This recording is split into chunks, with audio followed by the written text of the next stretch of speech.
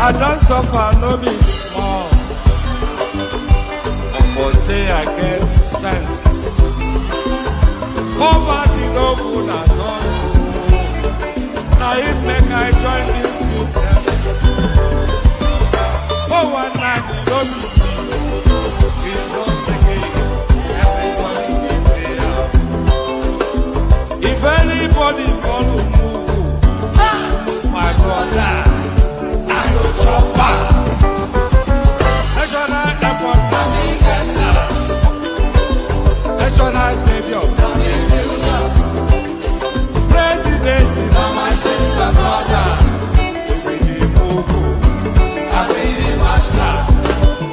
Oh, Iboma, I go chop your dollar, I go take your money, disappear. For one time in love,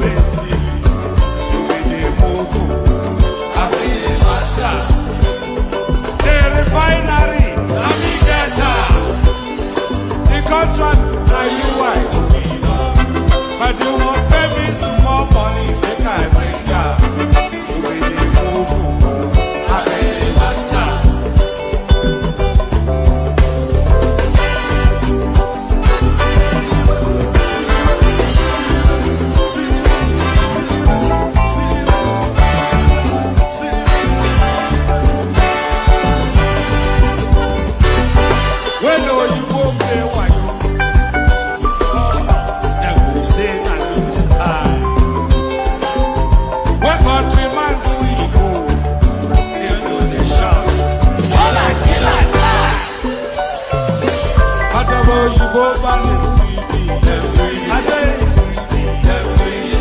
I don't see them fire.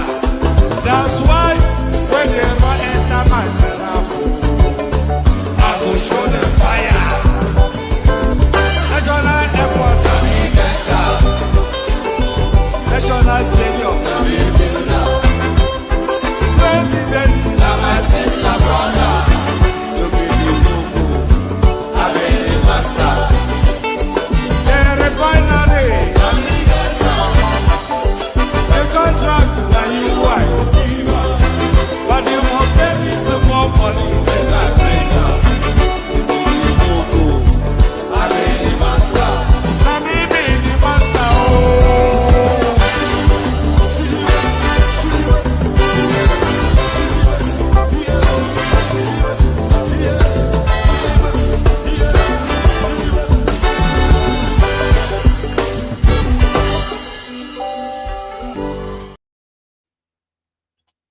And there it is right there. So there it is right there. You be the Mugun, I be the master. And that is the natural order of things, isn't it? You be the Mugun so that I can be the master. So that is the inside code of the 419 space, I suppose. You be the Mugun, I be the master. All that. Good day to you, good afternoon, and all that. It's afternoon where I am, so that's the time of the day. That's the greeting. That the greeting takes shape in. So good day to you, good afternoon, and all that. The protocol remains the same. Click on the like button. Just as soon as you hear me make the invitation, do that. Click on the like button. If you're not already subscribed, then please do like and subscribe. If you want to come and join me on the screen, there's a hyperlink that says StreamYard. It should be available in all of the portals that we're streaming to. So click on that hyperlink that says StreamYard. It will bring you into a studio space. As soon as I finish fleshing out the body of the talking points, I'll let you onto the screen and then I'll invite your thoughts. So that's just, it's just as simple as that. So already I'm having system issues, so it might well be a bit skittish this session. But click on like, click on subscribe, click on the hyperlink that says StreamYard. Super chat towards the stream. You know the $ at the bottom of the screen. So that invites you then to super chat towards the stream. So use that.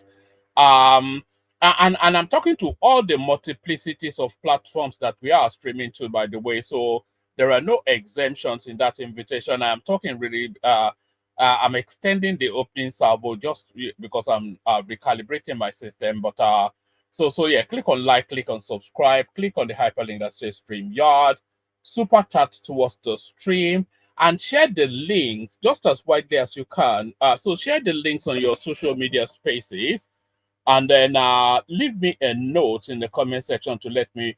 It's an active participation thing. I keep making the invitation, but nobody seems to be acceding to it. Just copy the link and then put it in your. Good to see you, Kabiru. Uh, so just copy the link to the stream, and put it in your WhatsApp groups, your Facebook spaces, all those spaces that you socialize in on social media. So put them in there, copy the link, put them in your WhatsApps, your Facebooks, your Instagrams, wherever it is.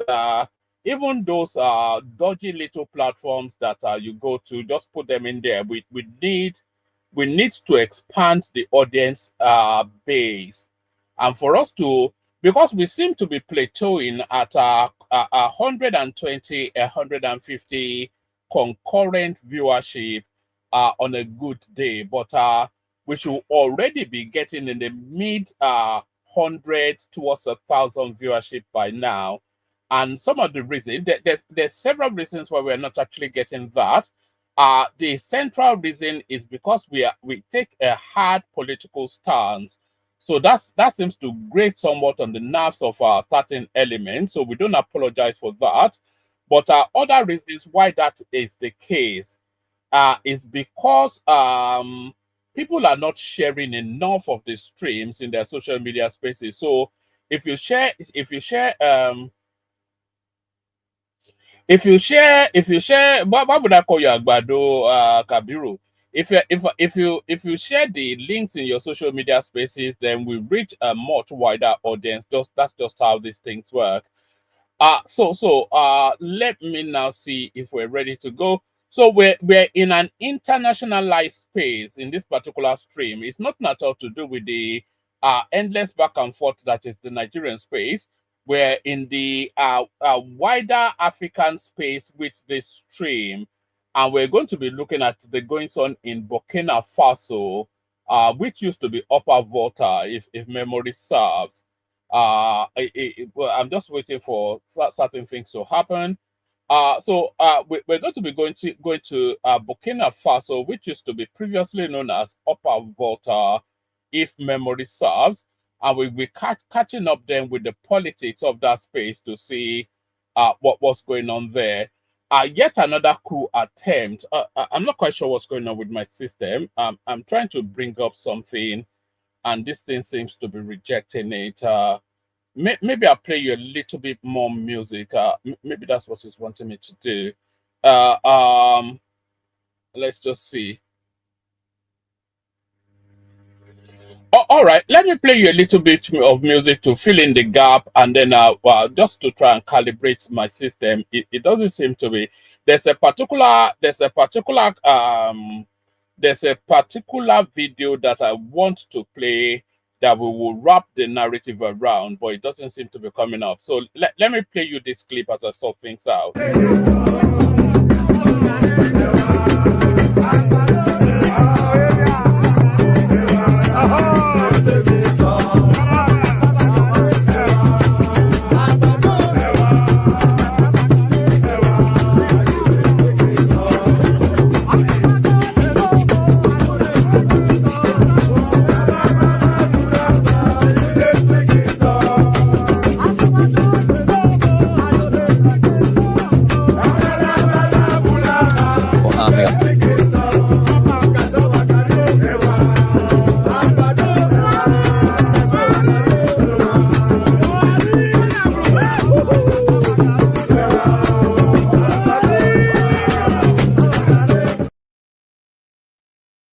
All right, Agbado Ewa. So I think we're back on track now.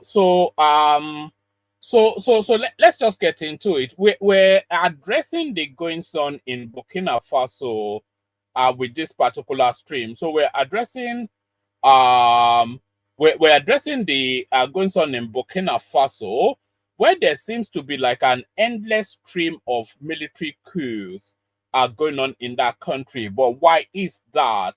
And is it right as well? So that is what we're going to be looking at. So we have this Ibrahim Traore, who's in charge of that country at the moment. And a lot of people seem to be celebrating him, but I'm not quite sure why they are celebrating him. Life in Burkina Faso is a real torment. The citizens are hemmed down, they are held hostage by a government that they did not of will install in their presidential villa, so I'm not quite sure why people are so enamored by this guy Ibrahim Traore, who is a coup plotter, which is anathemic to the will of the people. It's antithetic to the will of the people. So we're going to be looking at the goings on there, and Ibrahim Traore, he actually carried out a coup to overturn an already existing coup that overturned the civilian will of the people, and now there are now attempts to coup him out of governance. But a lot of people are seeing the puppet hands of France and the Western space in this going on in Burkina Faso. But how true is that? And how representative is Ibrahim Traore of the will of the people of Burkina? They call themselves Burkina based, don't they? So how representative is Ibrahim Traore of the will of the people of Burkina Faso? So we'll be looking at all of that, but we picked the storyline up from the beginning, and this is how Ibrahim Traore came into play. So we kick it off from here. Officers in Burkina Faso have announced the overthrow of military leader Paul-Henri Damiba. Captain Ibrahim Traore. And by the way, that Paul-Henri Damiba that guy just mentioned there, he was a coup plotter that overturned the civilian will of the Burkinabe people. So it's essentially a coup to overturn a government that overturned the democratic government via coup. So it's an endless stream of coups within that particular country. But this is how Ibrahim Traore came into play. Well, army officers in Burkina Faso have announced the overthrow of military leader Paul-Henri Damiba. Captain Ibrahim Traore has been declared the new head of the West African country. On Friday, explosions and heavy gunfire were reported near the presidential palace in the capital, Ouagadougou. It's Burkina Faso's second coup in just 9 months. Army officers addressed the nation. The national television broadcast ended doubts over who's now in charge. The military leaders had overthrown their own lieutenant turned president and promised to tackle the volatile security situation. Conscious of our historical responsibility, the patriotic movement for safeguard and restoration hereby commits all fighting forces to refocus on security and the restoration of the integrity of our territory. We reassure the international community. All right. So that is how Ibrahim Traore came into power about 2 years ago. So now, since Ibrahim Traore came into power, there's been a series of coups to try to unseat him. But then Ibrahim Traore, ever since he came into power, he has been propagating an anti-Western rhetoric, which seems to resonate not just only with his own people, but with the wider West African space in general. So he's been speaking to an anti-France, which by extension an anti-Western sort of a rhetorics. He wants them out of his country. He feels that they are milking the mineral resources of that country just for free, which they are.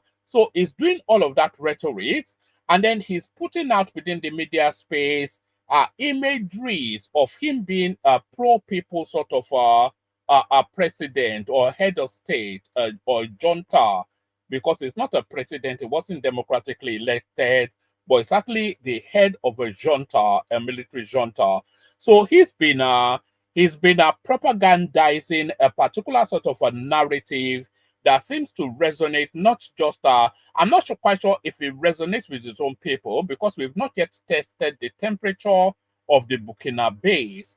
to see just how they're responding to Ibrahim Traore. So I'm not quite sure what their native sentiments are, but within the wider African space, it seems to resonate with the zeitgeist, the spirit of the moment, that the modern day West African or African sort of person, they are completely fed up with the exploitative antics of the West, and he's leveraging that then into popularism.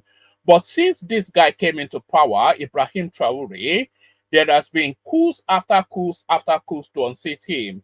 So a lot of people attribute those coups to the Western space that he is agitating against, trying to fight him back. But how true is that? We can only really assess the truth of that if we know the impact, if we're able to assess the impact of Ibrahim Traore's governance over his own people, how the people are relating to his governance. So he puts out all these populist rhetorics that the people are with him, but it's a heavily controlled sort of a space. Burkina Faso is a heavily controlled sort of a space, and the outputs that we're seeing coming out of there, they are heavily contrived and orchestrated. So he puts out all of these narratives of his own people being with him, but we're seeing coups after coups after coups to try and unseat him. So why is that? So that is what we're going to be delving into now. And we'll be delving into that starting from here. The latest coup now, sometime within the last 5 days. And this is about the fourth or fifth or sixth coups. We've lost count of how many coups that has been trying to unseat this guy. But the latest one now within the week. So we pick it up from here.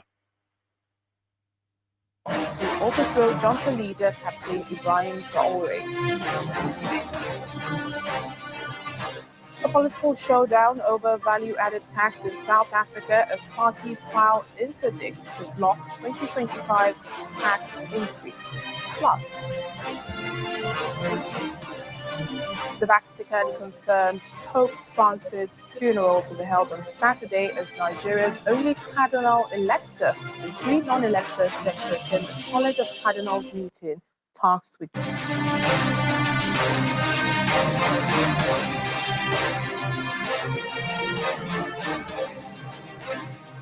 Hello and welcome to the program today. I'm Lido Olaride. Let's begin in West Africa, where Burkina Faso's military government says it has foiled a major plot to overthrow junta leader Captain Ibrahim Traore, with the army alleging the plotters are based in neighboring Côte d'Ivoire. Security Minister Mahamoudou Sana said the coup attempt was led by current and former soldiers working with who they call terrorist leaders, adding that the intention was to attack the presidential palace last week. According to Sana on state television, the aim of the plan was to sow total chaos and place the country under the supervision of an international. And by the way, before that carries on, this Burkina Faso goings on is just a total ruse, by the way. So this guy now, he has extricated himself from a particular white overlord to only to hand his country to a different set of white overlords. So Ibrahim Traore, his narrative is he has extricated, he has removed his country from the clutches of a particular westernized overlord to only to hand his country over to a different set of westernized overlords. So he's escaped from France only to serve himself in servitude to Russia. So nothing has changed. It's only the ownership that has changed.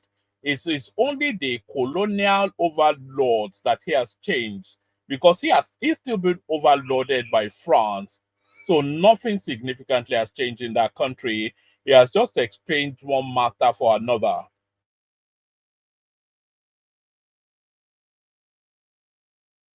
Just cardinal meeting tasked with.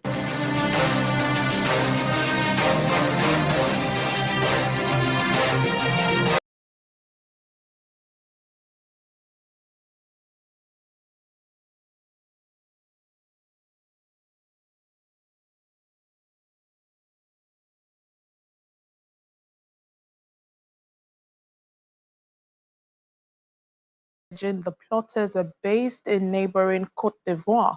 Security Minister Mahamudu Sana said the coup attempt was led by current and former soldiers working with who they call terrorist leaders, adding that the intention was to attack the presidential palace last week. According to Sana on state television, the aim of the plan was to sow total chaos and place the country under the supervision of an international organization. Now, this is the latest of several claims of attempts to remove the junta leader, Captain Traore, who seized power in 2022 amid increasing militant attacks. Last week, several military personnel, including 2 officers, were arrested for planning to destabilize the government.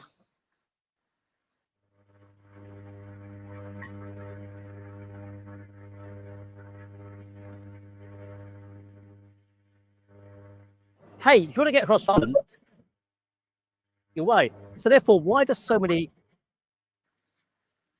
2 of South Africa's major political parties, the Democratic Alliance and the Economic Freedom Fighters, have taken legal... Okay, so that's that report from Burkina Faso right there. So that's the report from Burkina Faso. So now let's now go to more of an underground assessment of what is exactly going on there. So let's go to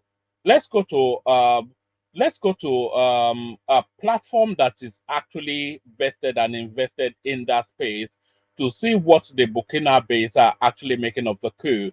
So we picked the story up from here. So yesterday, Burkina Faso was attacked by an Islam-affiliated group. Burkina Faso was attacked yesterday, and there are a lot of casualties. A town in northern area of Burkina Faso called Djibo was attacked yesterday by a jihadist force. This force is affiliated by supporters of Muslim and Islamic. But we actually know who is attacking Burkina Faso. And let me tell you, it is bloody because Burkina Faso has faced one of the largest casualty in an attack. And they're saying that they're not going to stop there. They will continue until they attack Ouagadougou. This is the capital city of Burkina Faso. They are targeting to go to Ibrahim Traore and harm him. They want Ibrahim Traore to step down. Remember, there is another 39 people who are wanted in Burkina Faso because they wanted to take him out. And these people, they are from Burkina Faso, but they escaped in the neighboring countries.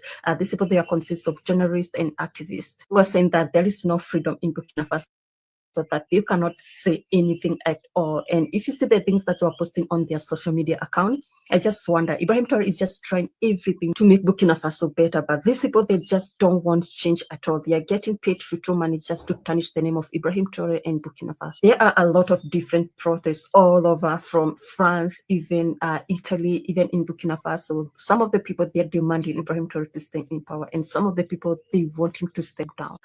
And let me tell you, there are so many protests in France and Italy demanding Burkina Faso President Ibrahim Traore to step down. Because these Western countries have not succeeded in putting Ibrahim Traore down, now paid a jihadi group. And this jihadi group yesterday attacked a community in Burkina Faso, ending... And by the way, what you're hearing there is the subjective view of that guy. He said no, because they've not succeeded in getting rid of Ibrahim Traore, they are now paying a jihadist group to try and unseat him. So that is his whole subjective assessment of the situation based on his politics and his understanding of the politics going on there. So it's not anything outside of an individualized sort of a perspective of the goings on in Burkina Faso. But what we are seeing is that there are protests are going on all over Burkina Faso and in France as well for this guy to leave. So what underpins then that protest? What underpins that protest is that this guy, Ibrahim Traore, is not capacitated for governance. You know, it's a military man, it's a fighting man, and not necessarily an administrator. No concept of economics, no concept of social cohesion or nation building. He's more like a soldier than anything else. And having now carried out this coup and doing fine boy all over the world, within the Burkina Faso sort of existence itself, he has not shown any capacity to be able to govern that country. So we pick the story up from here. Sweating over a young African leader who's become the center of global attention.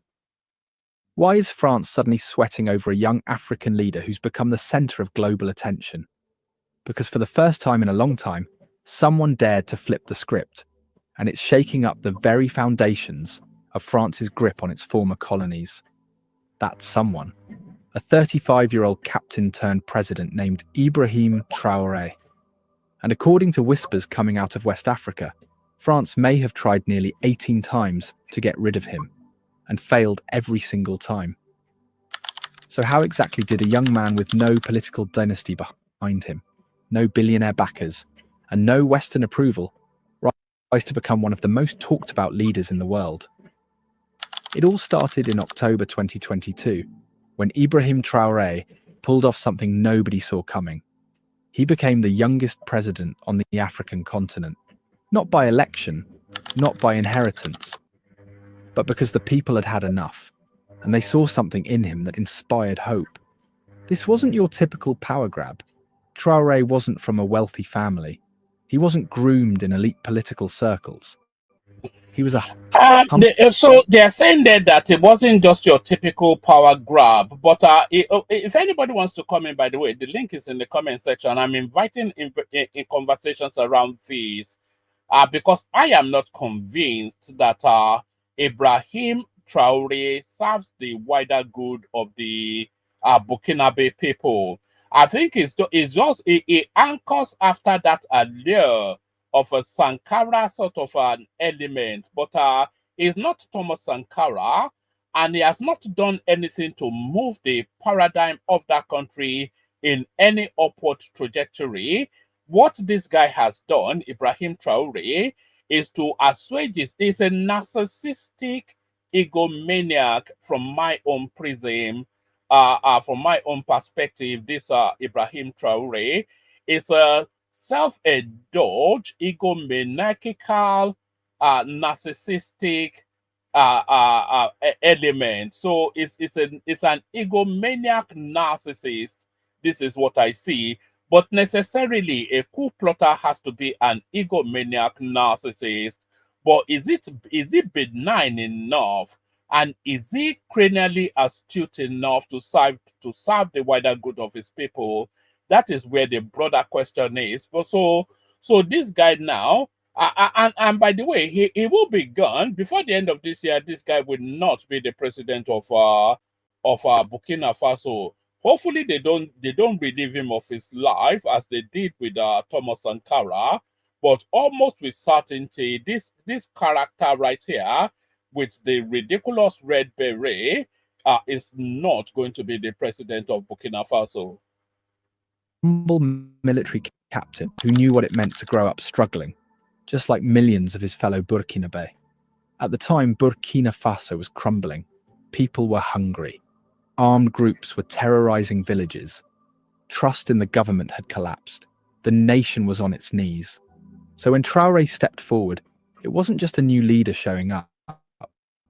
It was a symbol of something bigger, a break from the past, a promise of dignity and independence. He didn't sugarcoat anything. He told his people, "We have a lot of work ahead. The road will be tough.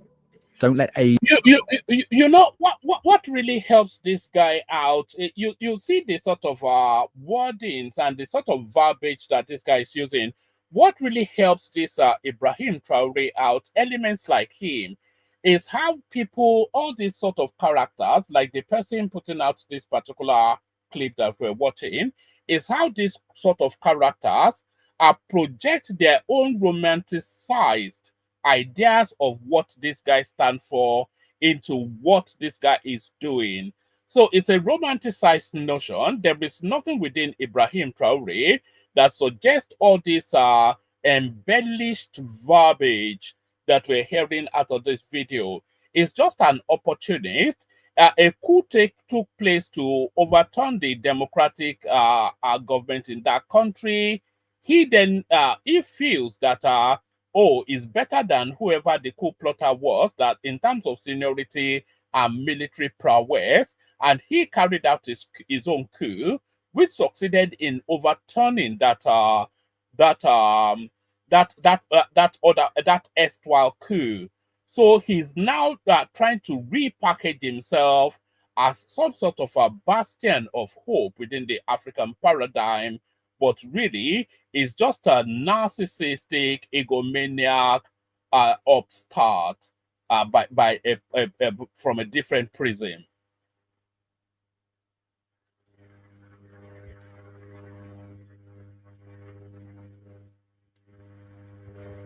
Age or fear hold you back. Dream big, even if it feels impossible. And here's the twist. He didn't just talk, he acted. From day one, Traore started undoing the very structures. How can your to-do list keep you on track when doesn't even know you have time to work on everything? Meet Motion's AI schedule. It's like having a smart assistant that kept Burkina Faso locked in France's shadow. Military bases, economic controls, foreign contracts. And by the way, I agree that Burkina Faso should try and untangle itself from France. I agree with that, because France has never really left its colonies. It's always still held those people in hostage and bondage. But I don't agree that he should untangle himself from France, only then to put himself in chains with Russia. So from the water to the deep blue sea, that's essentially what he's doing. It's just a brainless move. Tracts. All of it began to unravel as he pushed for a new kind of future. If you are still watching this video, it means you love Captain Traore and what he stands for. Why not take out a second and hit that like button? This helps to push this video so more Africans can see what's happening and bring about change on our continent. Have you done that? Let us move on. Traore's speech. Yeah, did you hear that guy's accent? It says bring about change on our continent, and you don't sound more English or white than this guy. This guy is any and everything not an African. He wants, this is just is trying to, is manipulation right there, isn't it? Some English guy from the Shire somewhere, probably from Buckinghamshire or whatever, telling you that help all fellow Africans out. Stands for. Why not take out a second and hit that like button? This helps to push this video so more Africans can see what's happening and bring about change on our continent. Have you done that? Let us move on. Traore's speeches don't sound like they were polished by some PR team. He speaks straight from the gut, raw, emotional, and real. And that's exactly why people listen. He's not just so that's projection right there, isn't it? So that guy has no concept of I don't think the person presenting this piece, and I think we may well just stop it because it's starting to irritate me somewhat. The person putting out this piece, he has never listened to a Traore speech before. Traore is a French speaker. This person presenting this speech is an English speaker. There is nothing to suggest that he understands French. So he's just leveraging on the sentimentalities that is picking up in the ethos about this guy, and then using verbiage to project it and romanticize it and embellish it. So this is an embellished view of what the coup plotter in Burkina Faso stands for. Just a man in a military uniform or a politician behind a podium. He's someone who lived the same struggles, walked the same streets, and saw his country's riches vanish while its people went hungry. When the last French troops finally packed up and left Burkina Faso, the world held its breath. Some expected chaos. Instead, Traore moved fast. Terrorist groups tried to creep back out of hiding, but Burkina Faso wasn't caught off guard. The military was already being reshaped from the inside out. New special units were formed, local troops were rearmed, and the message was clear. Burkina Faso would no longer be a playground for foreign powers or militant threats. But not everyone was clapping. Sorry, what equips Burkina Faso not to be in the manner that this guy is suggesting that they are intent not to be? Burkina Faso is a debt poor country with a ragtag military Even just one cantonment in the Nigerian army can take over that country in 1 week. They are just AK-47s and nothing else. Can they survive an aerial bombardment?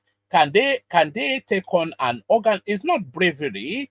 You know, military might is not about how brave the soldiers are. So as brave as you are, it's how as quickly as you die. So they have nothing. They are at the behest of other people. And the Russians, through what's that company's name again? Some military contractor company, they're actually ruling that country. So it's from one servitude to another. So that face, Macron, that you see on your screen there, substitute it for Putin, and then you see who the masters of Burkina Faso are. But we've got our comrade Omoruyi with us. I wonder if he's ready. Comrade, are you ready, Omoruyi? What are you making of this Burkina Faso area boy that is parading himself as a president? Good morning, Mr. Woman. Good morning, woman. Can you hear me? Good morning to you, my brother. I can hear you. Yeah. I listened to you. You used some approachable words to describe the president of or the leader of Burkina Faso. And you also went on to say something about the people. If you look at the trajectory, if you look at the series of coup plots that have been, initiated against Traore, it has nothing to do about the people of Burkina Faso. I hope he knew what he was up against, ab initio, when he decided to strike. It's all about the resources. It's not about the people of Burkina Faso.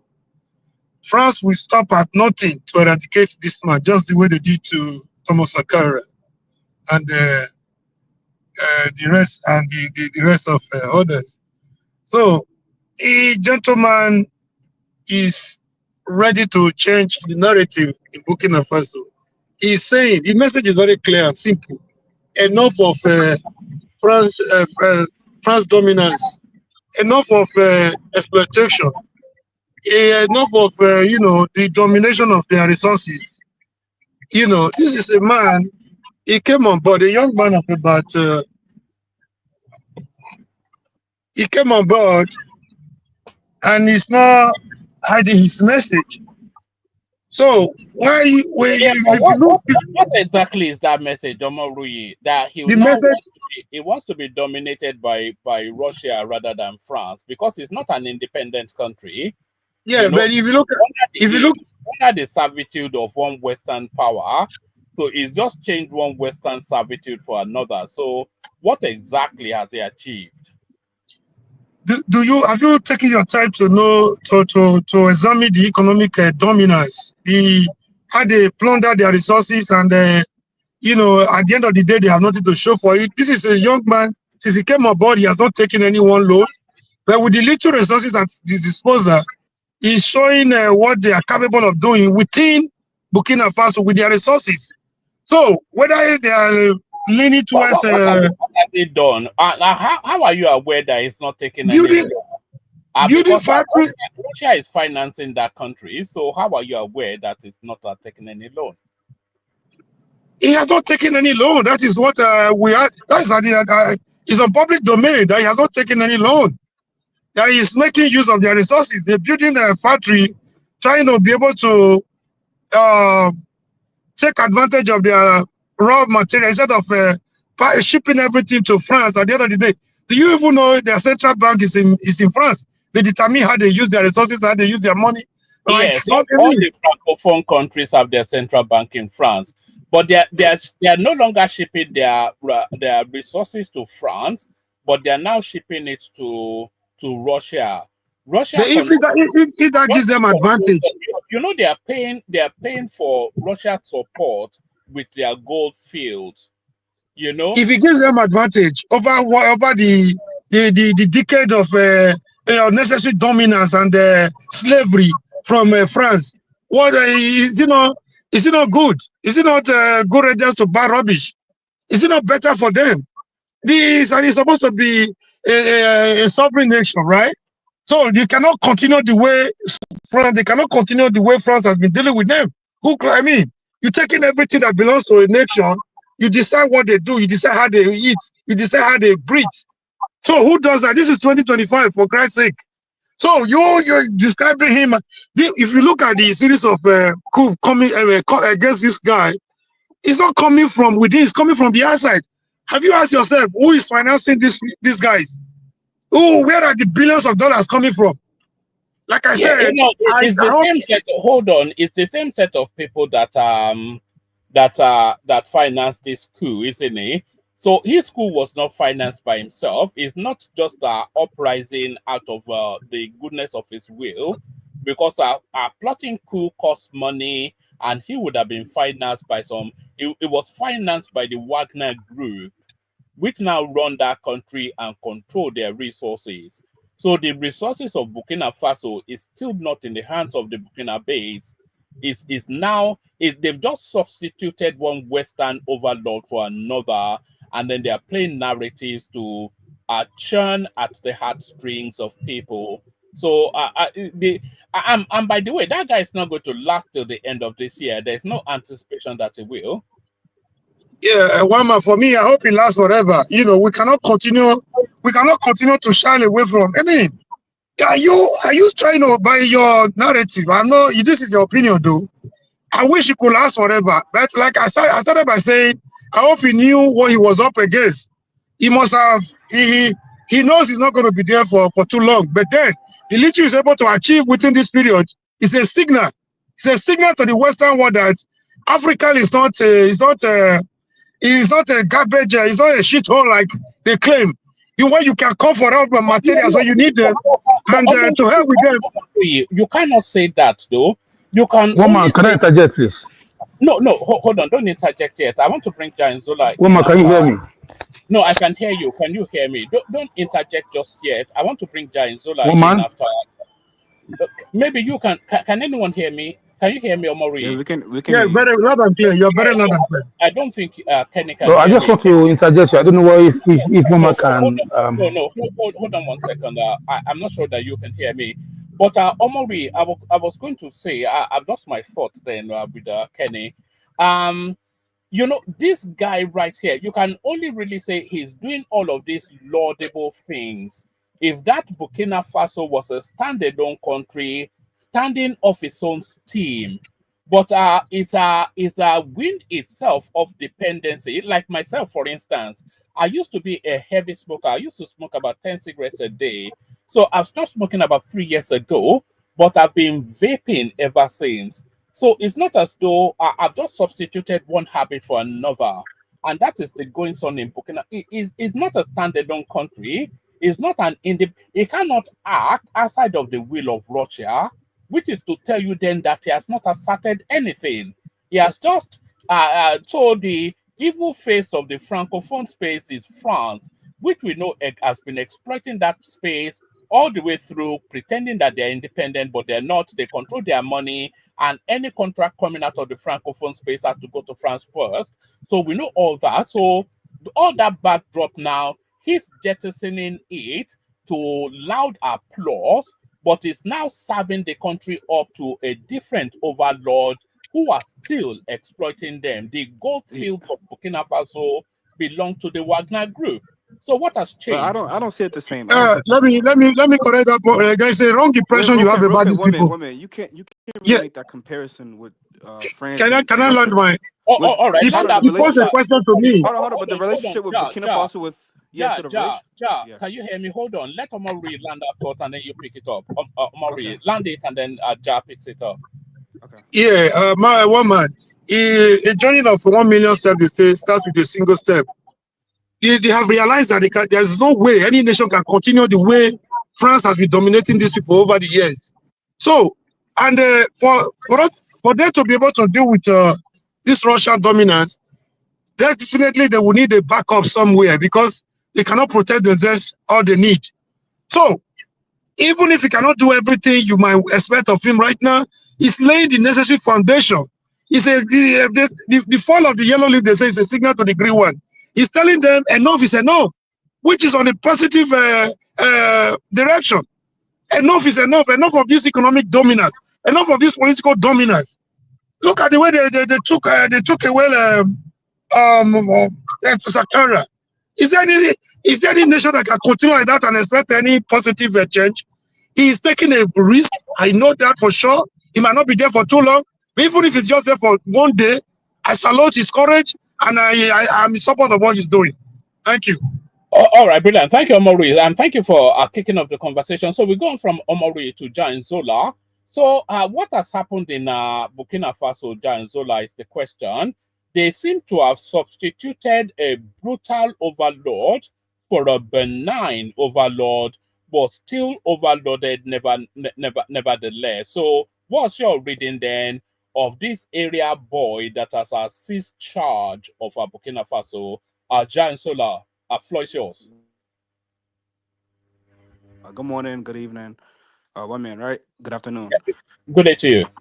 So the way I look at it is, I don't see it the same as, so Burkina Faso's relationship with France and Russia is two totally different circumstances, I would say, right?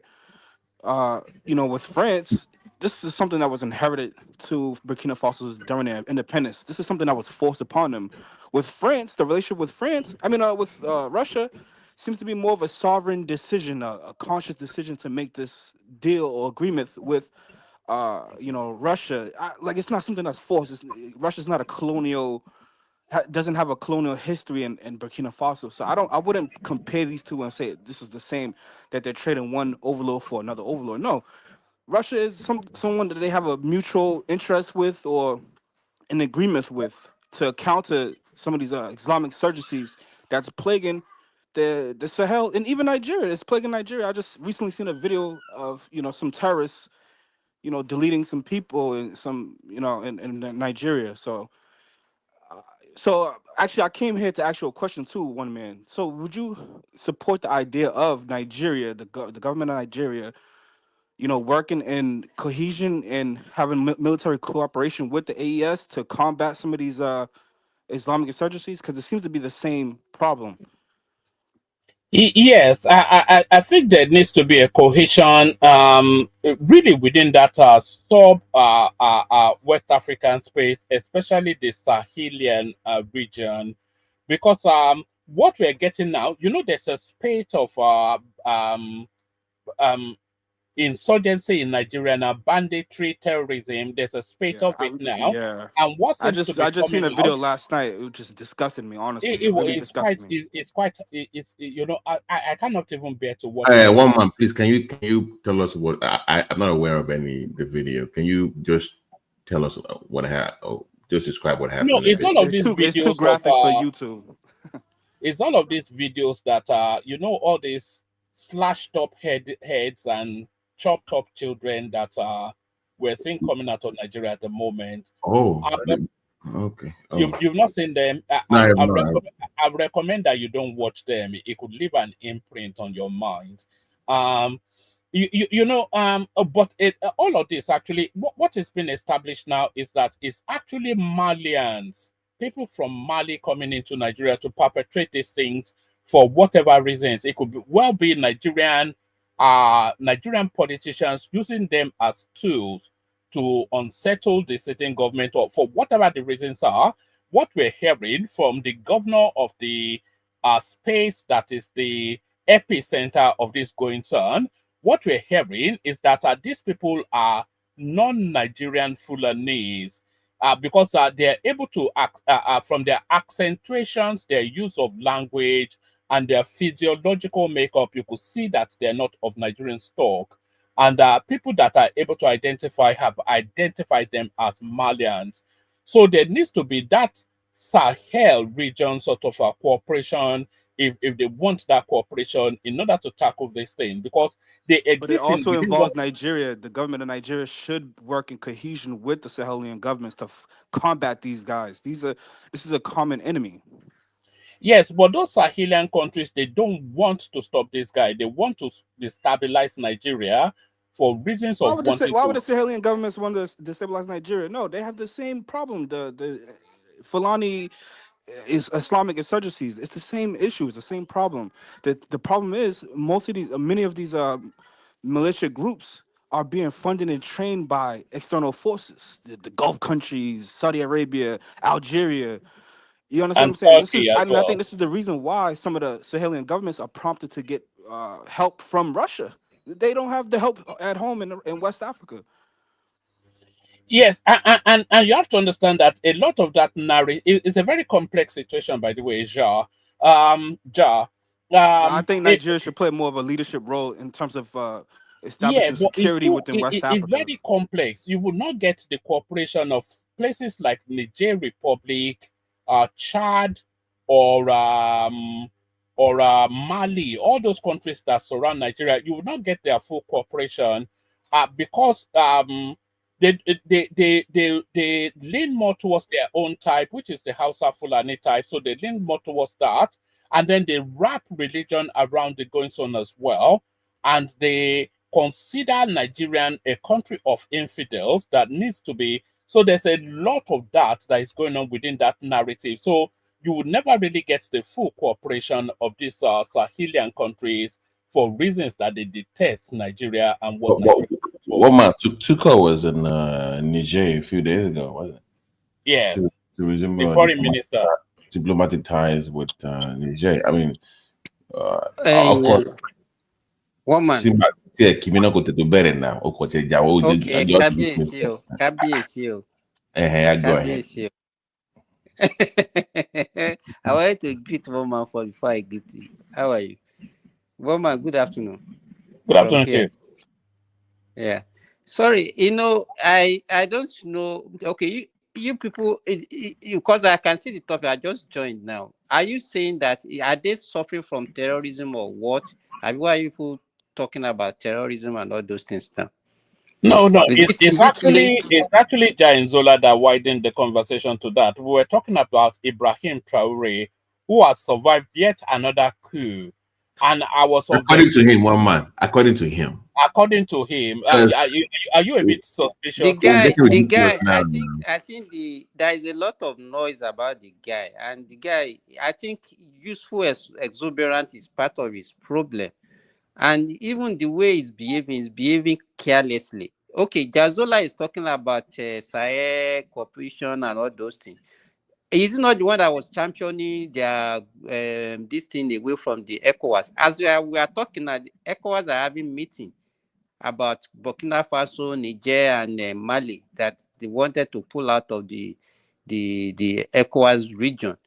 No. The reason is because there's a law. It's something that happened to this country used to be part of ECOWAS, Mauritania. Sorry, what's the name of the country above? Once you leave, it takes about 10 years to reapply. You just don't leave and come back as you please. So that they are warning guys, if you choose to leave ECOWAS, for you to even reapply, it will take you 10 years. You cannot just come back. So that's what they're looking at now. Okay, now if they are suffering from all these terrorism and also which block is it going to run to and say, okay, come and save me, let us have cooperation? Because if you don't have a block, the essence of having a block is for cooperation against terrorism and all those. Right. The country is Mauritania used to be part of ECOWAS, if you remember. So, I think it's it doesn't have, we don't even know where they belong to. I think it's above Mauritania. Yeah, no. Very close to Morocco. Yeah, yes, they close to Mali. So they left, but they wanted to come back, but they have laws and ECOWAS law. You can just come back as you please. So they're now wondering, guys, if you leave the union. But the question is, why did he want to leave in the first place? Why? They were accusing them of military junta that they should hand over to civilians. Those that could not control the power in their own countries were busy interfering in another man's country. You call yourself. You should stop. You are the one that should stop. Calm down now. Tell me to stop. I'm talking. You're telling me to stop. You are fond of doing this thing every time. Tell me to stop. Calm down. You as if I don't have I'm not entitled to my opinion. I know. You look like your husband. Yeah, but those that cannot control the affair in their country, they are busy interfering in another man's country. calm down, Maury. Just relax. If that is what you say, of what role, of what advantage has ECOWAS been to them? BT, you are talking about Western Sahara, Abi?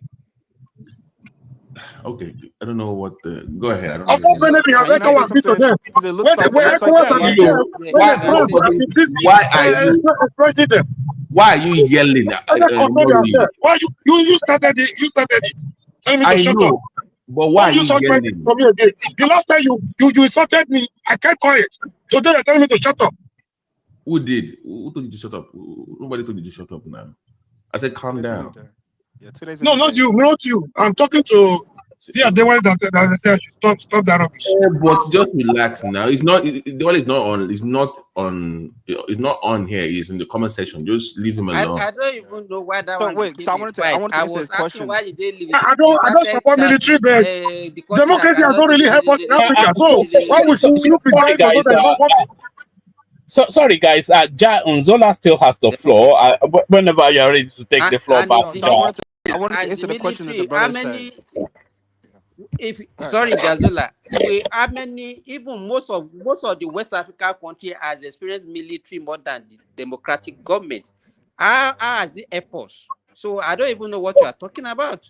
Democracy in Africa is not one also. Nigeria, for example, who's your country? We have more military regime in Nigeria more than the democratic government. So, in what way do even you? If your democracy in Nigeria don't want the military, is your democracy in Nigeria don't want the military?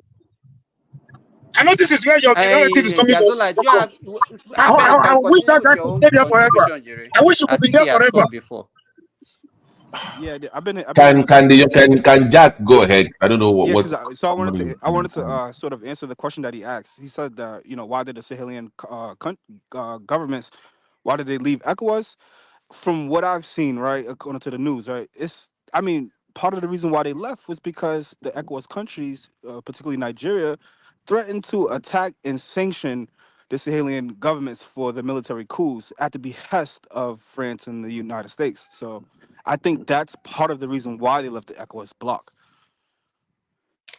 That's speculative, by the way. No, sorry, hold on, Simba. That's speculative. Yeah, because you can't say at the behest of because it's not documented that is the case. So that's just the propaganda. But what other reason? What other reason? Why Nigerian government would threaten to attack Nigeria? No, because the ECOWAS region, they don't want that round of coup to seize hold of that sub-region yet again. Because what we find in West Africa is that once one or two coups take place, and then you start to see copycat coups right across all of the countries within that sub-region. So they wanted to act very quickly to nip that in the bud. And okay, so you're saying as president of ECOWAS, that was one of his central points that the one man went to more. One man. So you're election rigging is another form of a democratic coup. It's even a worse form of a democratic coup. Election rigging is worse than a coup. The only difference is that, what are we even saying here? Is that democracy? One man, is it me or is he yelling? Or am I? No, it's impassioned. It's more the thing. I think let's call it impassioned. Omori, Article 91. Okay, Omori, Article 91 of the ECOWAS Treaty. You have to give 1 year notice to leave the union. And if you go, they have their own laws and rules. I don't know what you're talking about. Yeah, they were preparing to, they were taking war to them, so they told you they were prepared for the war. Or if you're not ready to accept their system, there was no war. Hold on, there was no war. Tinubu wasn't going to invade any country with Africa. They were almost there. Almost where? Invaded them. What are you talking about? When did they? They were mounting troops at the borders of Niger Republic. What? Where? Thank you, one man. One man, stop letting me on. You know what? But you remember now, they were mounting troops at the borders of Niger. One man. I wanted to ask you a question, one man. So you're saying that it wasn't at the behest of France, but more so that Nigeria was working in contingent with France in terms of them having a similar interest in terms of Yeah, similar interests to combat what's happening as far as like the coups that are happening. So obviously Nigeria would not benefit from a destabilized country in his borders, right? Do you, Ja, let me hold Yes, that's exactly right. Sorry, hold BT. on. That's Hold on. exactly. That's Let me exactly. clarify. So Woman, you cannot do that. it appears that Hold on. ECOWAS was working in Hold on, the Ja. behest of France, Ja, but hold on. in terms of you're Ja, saying hold that it on. wasn't. The only reason why Nigeria, hold on, the only reason why Nigeria even made any attempt to even engage in Niger was because they have a pipeline running through that country into Europe, the gas pipeline. That was the reason why Nigeria said, "Hey, listen, I don't care what you're going on. Let's make a deal." Number two, we have the Kanji Dam thing because we have a deal from the 80s. You will not dam that water body. So So it was my question is this. that My question is this. Instead of and that.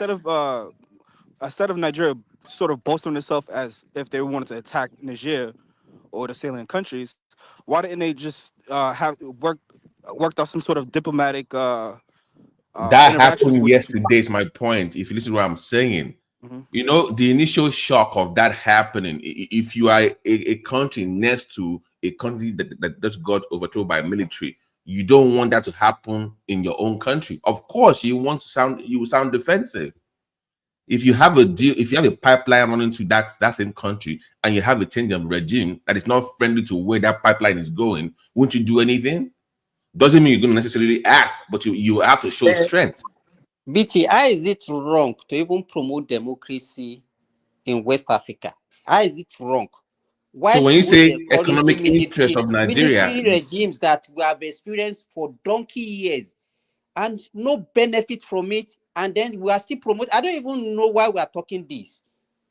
so when you say why Nigeria did what they did because of the same That is the normal economic thing to interest. do in a diplomatic this thing. You can't there's no sane person that will be encouraging military regime in 21st Within how many weeks, century. one man, Simba, within 3 months, you had 3 countries go down. I think you should just sit What down are there and we not do talking anything. about? What are you talking about? Well, all right. Let me ask Ja Nzola a question. Ja, from your commentaries, I'm making the assumption, and you can correct me, that you have been subsumed by the romance that people are putting out regarding this Ibrahim Traore, that is a champion of the oppressed, a black icon, an African emancipator, and all that. So all of those nice little package things. But to the more nuanced sort of perception, a lot of people will suggest that this guy is just an opportunistic coup plotter who is power hungry and is willing to serve his people up to a different overlord so long as he continues to straddle the reins of that country and enrich himself. So what are you making of the counterweight to your romanticized view of this guy? Ja. Yeah, I mean, I sort of understand the other side. Yeah, I'm in favor of the AES because it seems to me that they want to remove themselves from the colonial chains of the past of France, and which you agree with. You said it yourself that you agree with that part. You just don't like the fact that they're aligning with Russia, which to me, in my opinion, I see it as a mutual benefactory relationship based on some common interest. Mutual with the I don't think in the history of Africa we've ever had any mutual relationship with any non-African country. Sorry, let me ask you this, Ja. What's the common interest between Russia and Burkina Faso? Masters. Well, to combat again the Islamic insurgencies, some of which are being funded and trained by Ukrainians as well. So I don't know if you noticed, but even there were reports of Ukrainian soldiers also being in the Sahelian regions, aligning themselves with these Islamic factions, and much of the aid that was sent to Ukraine was siphoned into this region as well. Armament, money, aid was siphoned into this region as well. So Russia does have a reason to be there to combat those Ukrainian troops that are there. So it's nothing to do with the gold and the uranium. Do you know that those Sahelian I think that regions? could be part of. I think that could be part of it. Hold on. Do you know that those Sahelian regions, Niger and Burkina Faso, they're responsible for a good 80% of the uranium that powers the electricity in France. Are you aware of that? And they're gold rich as well. So none of that induced or inspired the Russians to go in. So they were not after their resources.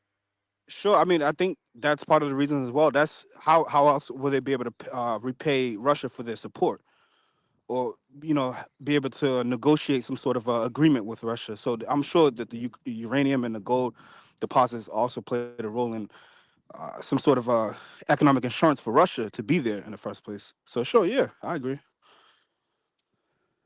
My thing is, I don't see their relationship with Russia as the same with. All right, and let me ask you this. So if you concede that, then how is that different from how France was exploiting that? So how is that different from what they claim they are wanting to The difference is the AES is making a conscious sovereign decision to work with Russia, opposed to what France is, something that the relationship with France was inherited, was something that was sort of forced upon their people during the independence of these countries.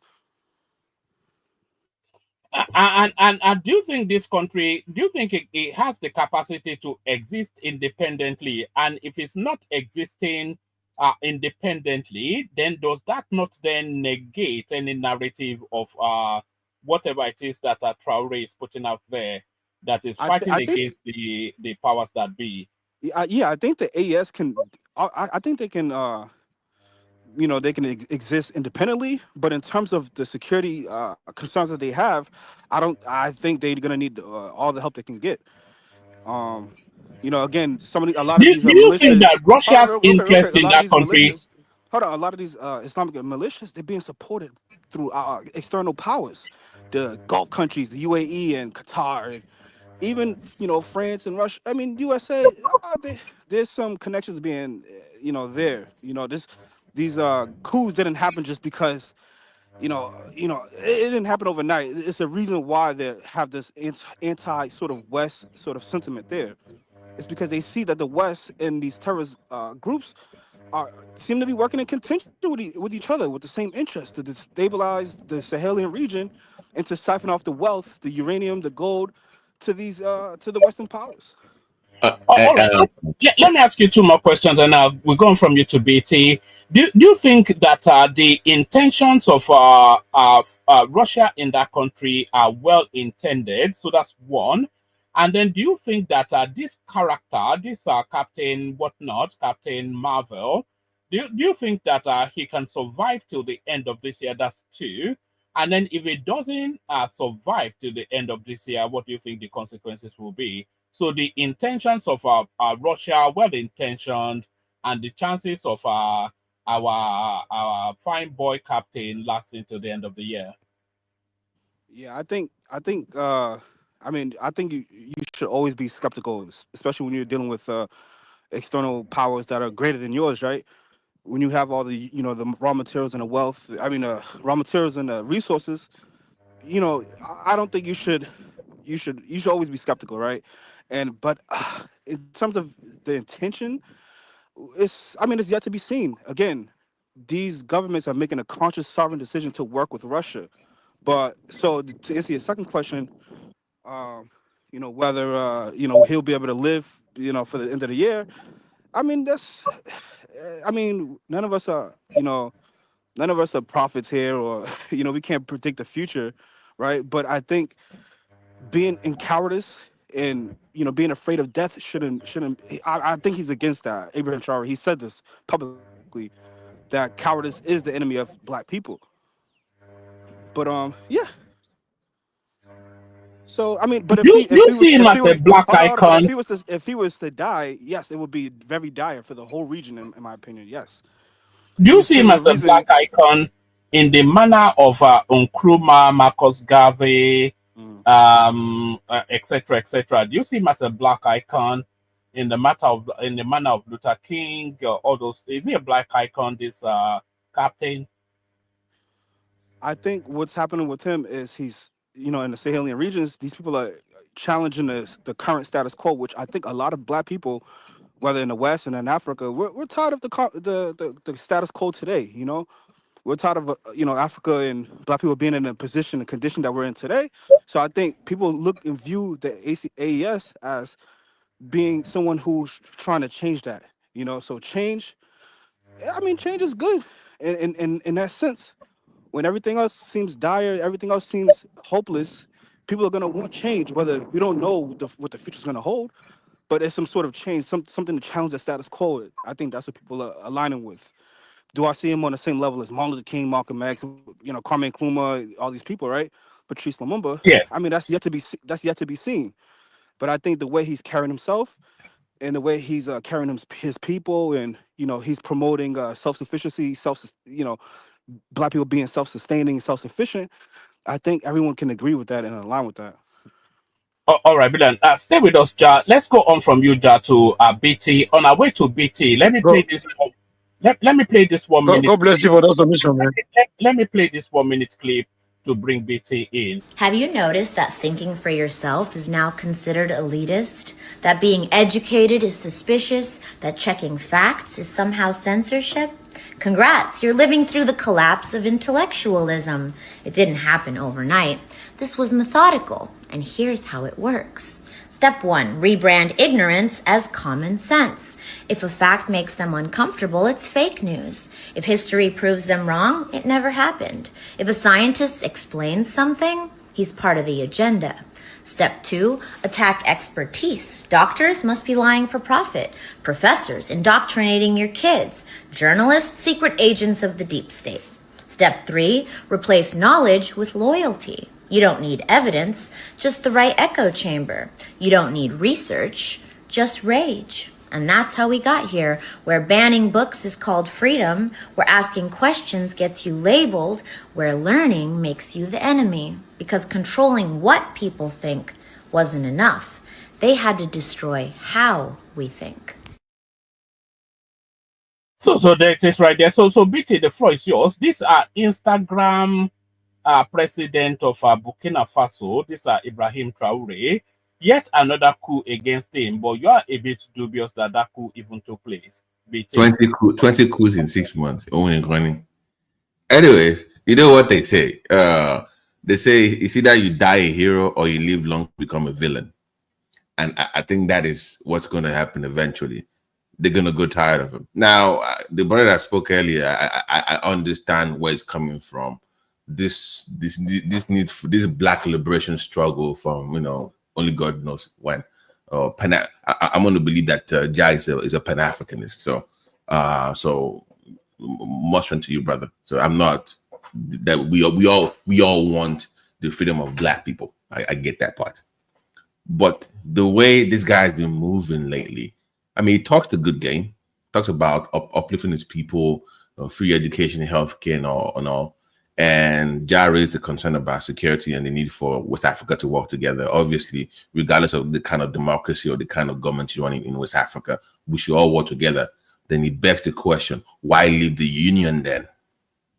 Why leave ECOWAS if you want us to work together on security issues? We have economic ties with the Nigerian banks across the place. So why leave the union? So even if you're on a different style of government, it's still economically beneficial to you to stay within ECOWAS if you want us to work together. And it's beneficial. It's beneficial. ECOWAS positioned themselves to be as an aggressive force to them. For example, Nigeria did position themselves, the troops on their borders, and threatened to invade. I just told not only that, didn't they shut off the electricity in their country for a period of time? They gave them ultimatum to hand over, to leave power. I just told you. And even if they're not working in the behest of France, it almost seems as if they're working in contingent with them. That's the problem. So, I gave you the reason. I told you the reason why. Maybe you were not listening to what I said earlier. I told you the reason why. No, you told me your answer. Yes, you told me a reason why, but I just don't see okay. So for people that didn't hear it, I said of the pipeline mainly that's going to their country into Europe. Number 2, Kanji Dam.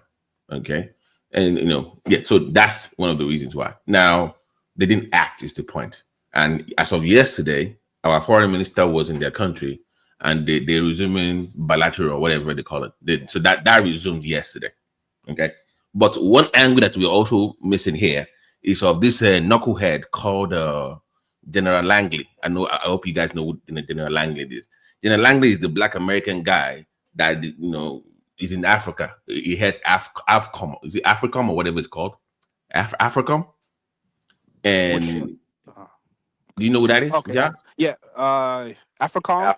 Oh yeah, you're talking about the Black American general, Michael E. Langley. Yeah, and that guy, you should be more worried about him than what else is going on here. So talking about their own economic interests, because what I'm worried about is, and I agree with you that Tinubu needs to do a better job, and we as West Africans need to do a better job, is the way this is going, they're going to turn Africa into the battleground. So when you bring in, because we had issues with America and China fighting for resources and sponsoring coups through USAID or whatever China is also doing. Now you have a third party there now, Russia. We all know why Russia is also there. They don't want that pipeline going to Europe. It blocks their own deal with Germany and all those guys too. So they have their own economic interests. What will happen eventually is Africa becomes the battleground for these three powerful nations. And if you do Africa has always become Africa has always been a battleground. Hold on. They are more. It's a different. The dynamics has changed. Now. Economic battleground for their own interest, for their own selfish interest. Omar, just listen to what I'm saying. The level of investment of China in Africa has gone up exponentially. Now, I mean, we were here discussing about China pretty much owning Zambia a few weeks ago. I mean, they control their airports, seaports, military. I mean, only God knows what. The king's wife too. They pretty much own the country. So when you say it's been there, not to this level of where China pretty much through their own debt trap controls many African countries. So I'm saying there are too many economic interests for West Africa in particular, because that's a conversation for you not to come together. And I believe, regardless of you going military, you shouldn't have left ECOWAS, because in the long run, hold on, because in the long run, that same frenemy of yours, they are frenemies. Russia eventually will find a way if it does not play ball, because they also have economic interest too. And ECOWAS was not willing to accept them the way they are. ECOWAS was not willing to accept their own system of government. Omari, hold on. It's all you have to learn how to negotiate. Sorry, are you sorry, Betty? Are you saying that ECOWAS is wrong to insist on democracy in the West African region? They were not wrong to do that. They were not wrong, but what about those who perpetrated themselves in power? They will get to power. They will be there for decades without living there. Is that democracy? Is that democratic? Yeah, but you transfer shipping the gospels. No, hold on. The democracy in Africa is still in its nascent stage. It's still in its budding stage now. How long? I think they pass it through their own trying time. Like we did. But the first step is to agree universally on democracy, and then the next step then is to perfect it. What are the kinks in there? Democracy is not. Yeah, let me just wrap it up, because I'm going to find out that I'm coming to deal with you with it. But the point I'm making here is, if you remember this, I think Tinubu was barely in the office for like 4 or 3 months, and he had some Nigerians that were protesting in front of the military house in Abuja for the military to take over. You had three countries that went down to the military coup. So the initial reaction will be you'll be defensive. You would defend democracy. You would promote it, because you are also it's also your own selfish interest. You don't want to also encourage that in your own country. So that initial reaction is understandable. So, but you see what's going on now, where they now open up negotiation with all these countries now, and Niger is doing it, and I expect them to do it as well. But I'm saying that is putting out initially, because it makes it more difficult, because they violated the ECOWAS treaty. You're supposed to wait 1 year before you even make a move to leave And once you leave, it's very hard to come back. Mauritania cannot even come back for the next 10 years. They left when? When did they leave again? I forgot it. They left. They pulled out. So that's my point. So but on the security issue that Jab brought up, let's not forget what America is also doing. Is all I'm saying. So when we're discussing Qatar and Turkey and Saudi Arabia, please also mention Yeah, America. I mentioned. I don't know if you heard me, but I also mentioned the West. So that Right. includes the United States, France, like these. Yeah. So these countries are working in contingent with the Gulf countries. So Qatar, is it UAE, more so? and they're working with these terrorist groups. I don't understand how people don't see that. No. So I get it, but what these I are was all trying a to understand, branch of the United States is it imperial that interest in those regions. Yeah, hold on. Is it that do you believe that democracy can work on the African continent? Do you believe that democracy can work on the African continent? I think African countries should find an ideology that better fits them, that works them. Because So you don't believe in when you look at yeah, we can take some things from democracy, and we can take things from other ideologies that seem to work around the world. But when you say democracy, right? You know, we think of United States, we think of the West we think of the West as being a champion of democracy, human rights, and justice, and these things, right? The West puts out this vision, this image of them, of themselves, when in actuality, on the ground, they're not. I mean, they work in interest with any country, whether Saudi Arabia. These countries are, these countries, Wahhabist ideology comes from Saudi Arabia, but they will work with people who are ideologically opposed to them for a common interest. So let me just wrap it up. I think when it comes to democracy, I think the United States, the West in general, are very hypocritical, very, very hypocritical. I get that, but I'm actually asking about Africa. I don't really care about what the kind of system doing in America. I'm saying, what kind of system specifically do you think Africa should run? Since you're opposed to democracy the way we know it. I'm not. Yeah. Okay. Yeah. So okay, you don't, but you don't believe in democracy the way we know it. Right? Okay, that's all I have to say. Democracy is good, but the one you practice in Africa is not democracy. Let's get it right. Yeah, because when I look at the current form of it's making me. I'm just losing my. Pushed in West Africa, it's a Europeanized form of it, and I think African countries, Black people, we should be self-sufficient. We should take some, aspects of democracy, but we need to create our own systems and institutions that will benefit us. Democracy seems to be benefiting the West. Hold on. We're having a conversation. Hold on. What aspect of democracy should we take? You have to be more specific. There's only one central point of democracy, and Omorui, and then we have to move the conversation around because it's a short session. Yeah, one man. What is democratic in one man? One man removing a elected governor from the seat. Just hold on.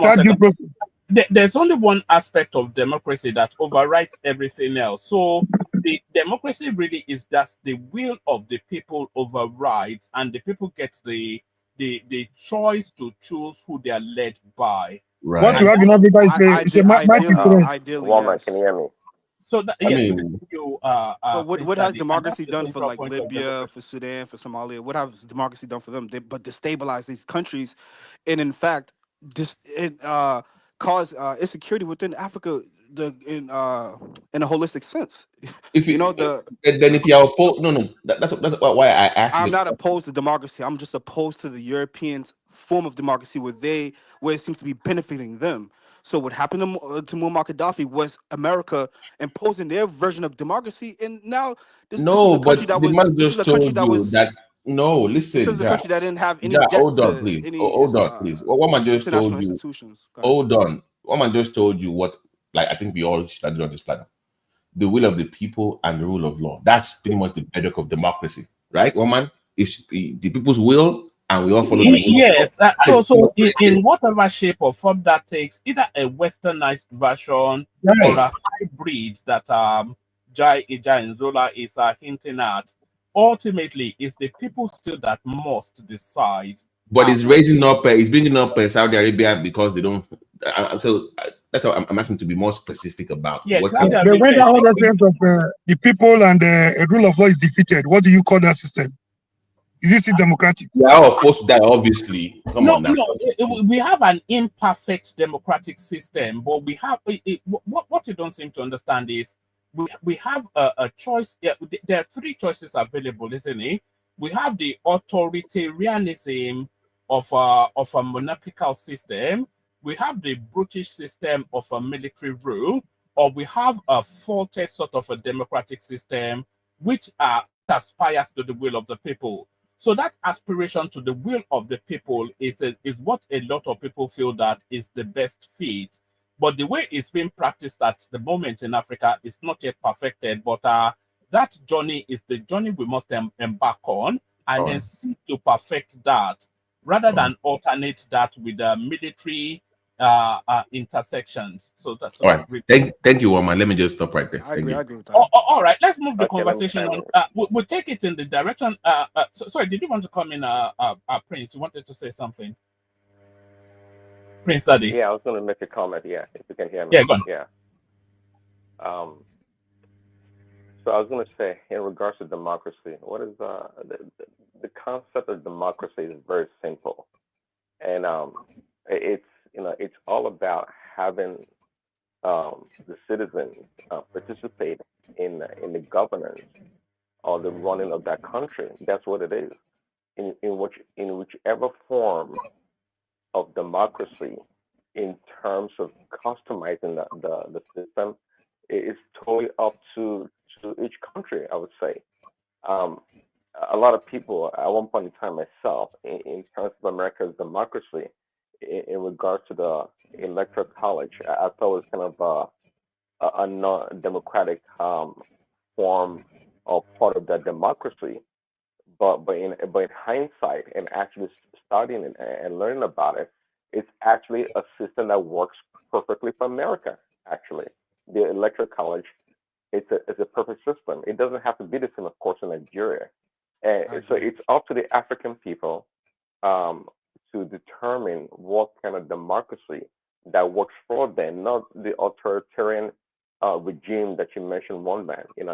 Let's find a system that we can have people participate in the governance of the country. That's the best way. Socialism, of course. I'm not into socialism. I don't know. I wouldn't know the benefit actually. Yeah, no, Prince, that was Western Nigeria actually. That was Awolowo ran a socialist government. So, you see, and would you also agree that America also practiced some form of socialism? Socialism in the sense of the way. No, America doesn't practice socialism. It practices welfareism.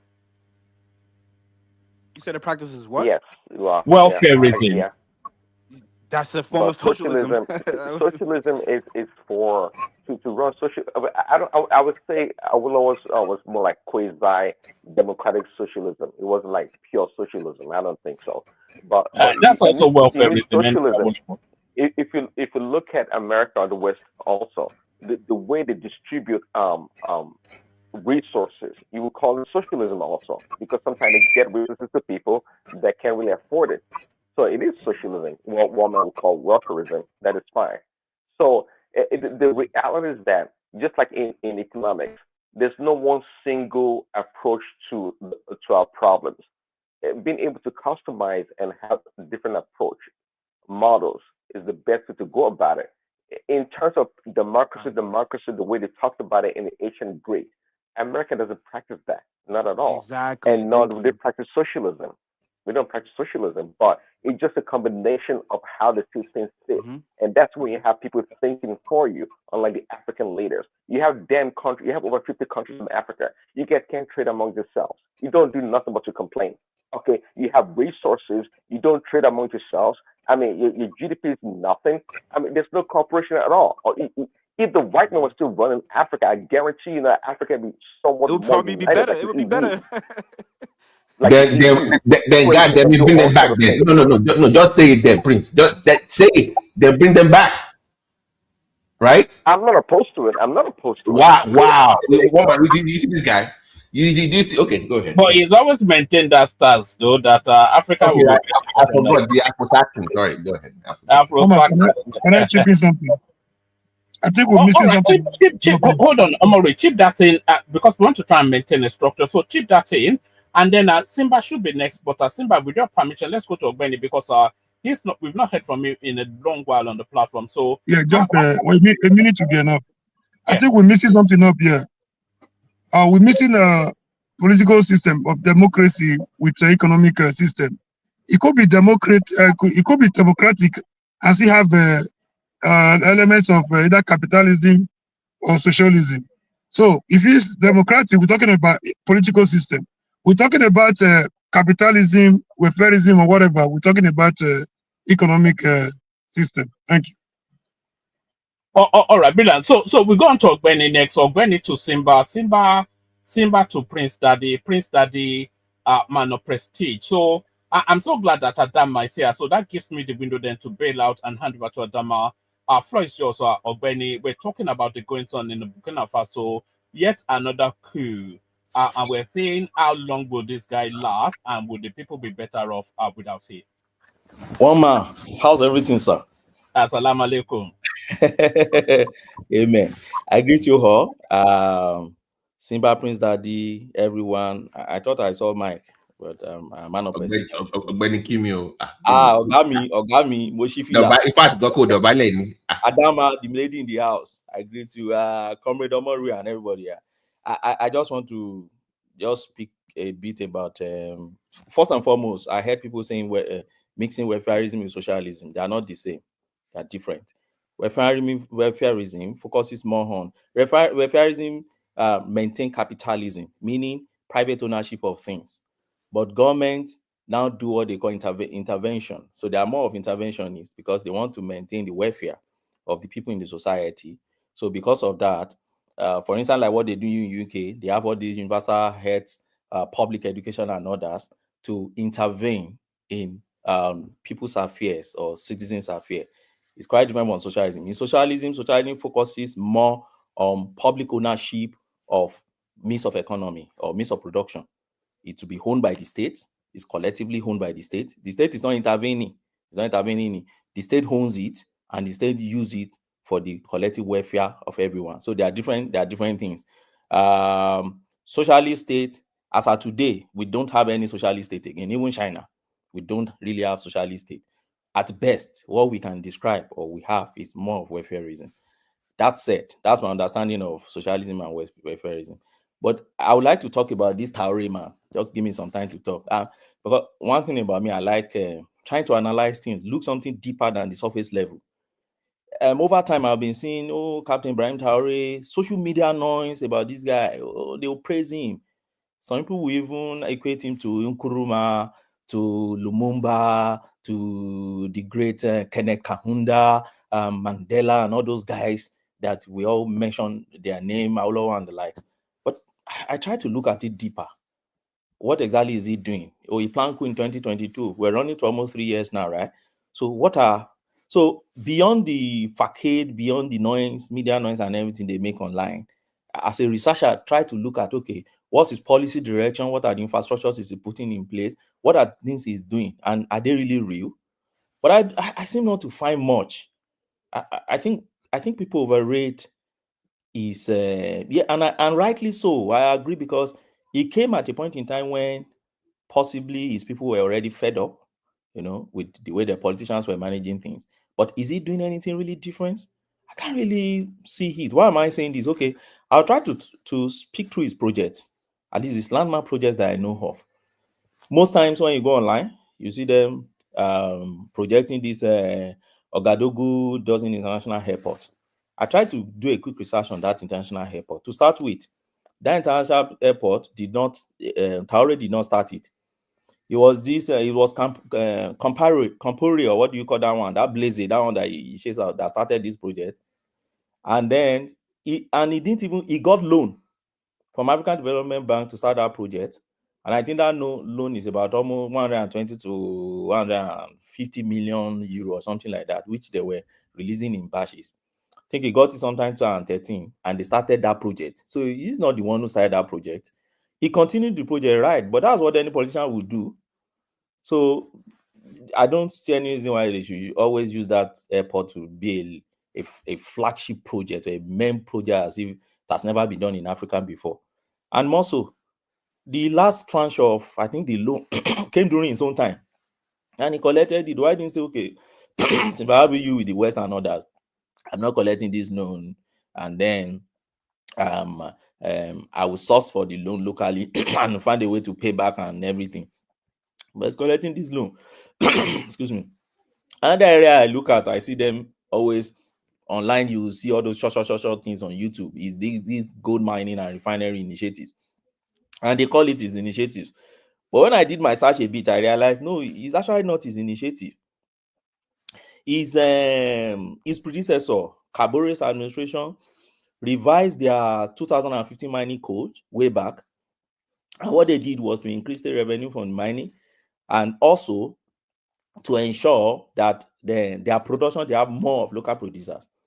Yes, when he got there, then he announced to chase away, to nationalize the gold resources, chase away all those guys there, then build a state-of-art gold refinery. But I've not seen any state-of-art gold refinery. I don't know if anybody has seen it. You can prove me wrong and send a link and let's look at it together. At least I've seen Bahrain gold refinery. I've seen what's other this country? About 3 countries now. I know what it looked like when you say you have state-of-art gold refinery, but I'm not sure. I still can't find anyone in Burkina Faso. But that said, each time they bring him out as one major person who is building one Disney. Now another area I look at is tomato processing. That tomato processing, in fact, is that one they use that one to paint. Or maybe it's what I've been searching. Maybe it's the algorithm that is now making Traore every time to pop up on my Disney. Maybe not everybody have that experience, but it's the experience I've been having for the past 1 year plus now. Tomato processing, Traore is this. What exactly? But when I dig a bit into this tomato thing, yeah, he's trying. But I don't see anything really spectacular in that. He announced that he's going to establish 2 tomato processing plants, and then he's going to join the third one, which was very large capacity, right?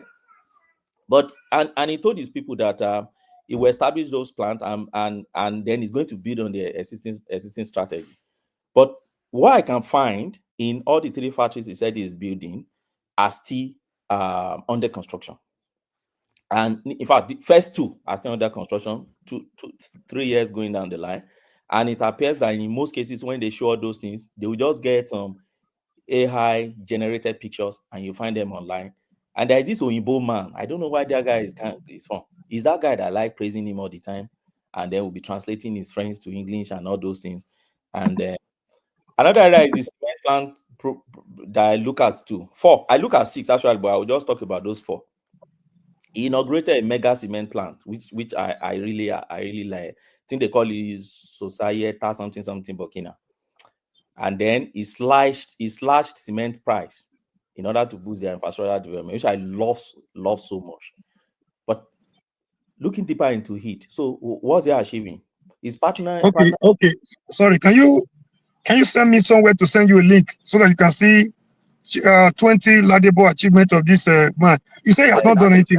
So far, you have mentioned this already. You mentioned this already. You praise him and you go ahead to condemn him. I don't get it. Right. Give me a photo where I can send you a link so that you can see 20 achievable laudable achievements. Send it here. So I would say even some of the key achievements. The ones you mentioned so far, I think thank you for even owning up that he has done something. He's laying a foundation. He must. Send it here. How do I send it here? You just drop it now. You have to send it in the back chat. Just send the link into the back chat. In the chat. All right, I will try to do it right now. Let's look at it together. So I'll try to do it right now. Okay, so that's my understanding of this guy and his cement factory. Now, what is his policy? Now, he has some fantastic policy. Meanwhile, somebody said, "Oh, you praise him and you condemn it." That is how we assess people. You don't say because you're praising somebody, you praise the person throughout. You blind yourself from what you think the person is not doing right and they're exaggerating. As far as I'm concerned, that's a jaundiced way of assessing. If you want to carry out the proper assessment, you look at what's the strength. What do you think the person is doing?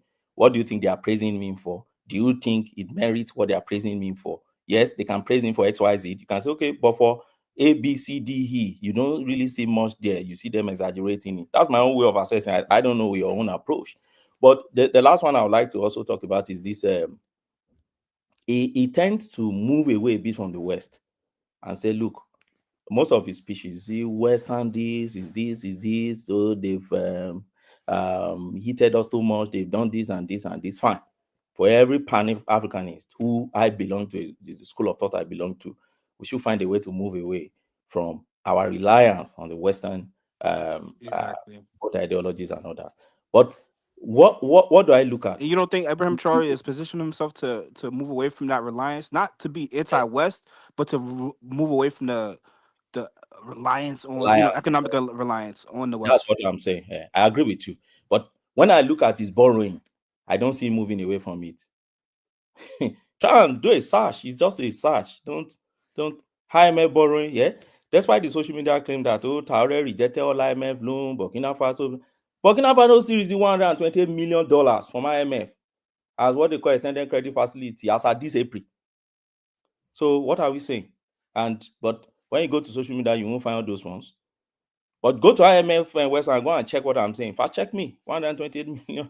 So you come out and tell me, moving away from this, is that Pan-Africanism? Some will say, why? If it's access, you can access it, then don't come out and be saying you are not relying on them if you're still getting loan from them. Now, I see him trying to differentiate between grants and loans. So he's getting grant. As of September last year, I think he received about $100 million for human capital protection projects, right? To support social services and others.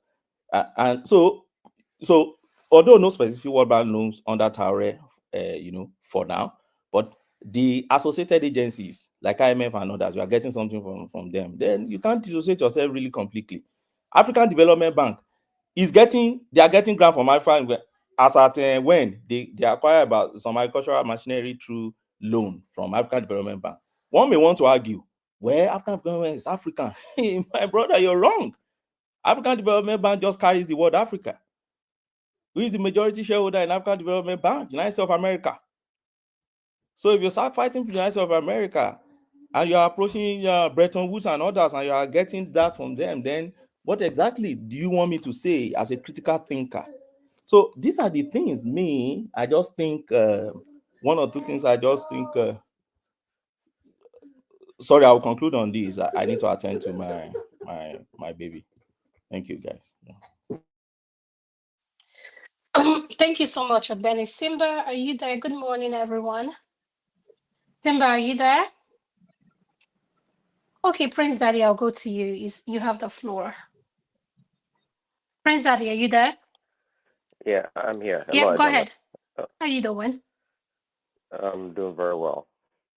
I think I'm running low on the battery, but let's see how far I can go. Yeah, listen to Ogbeni. Yeah, Africa is never self-sufficient. We're not independent. Just like Ogbeni said, the African Development Bank, almost 100%, perhaps 90%, it's coming from the West. The support from America and the rest of the Western countries. We're not independent. It's all this kumbaya stuff, like this guy Traore and all these people. We can't truly be independent. It's not possible.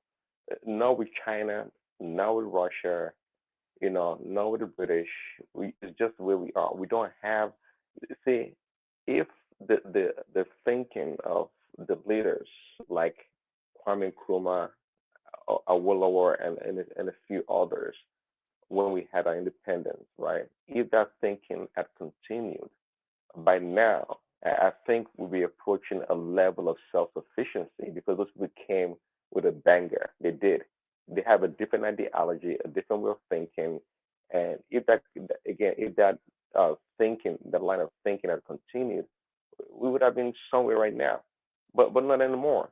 The West, they've infiltrated our leadership, and I'm not blaming the West, of course, but our leaders are so corrupt and backward, and we so much reliance in today's world on the Western nation than we were pre and post colonialism, right after colonialism.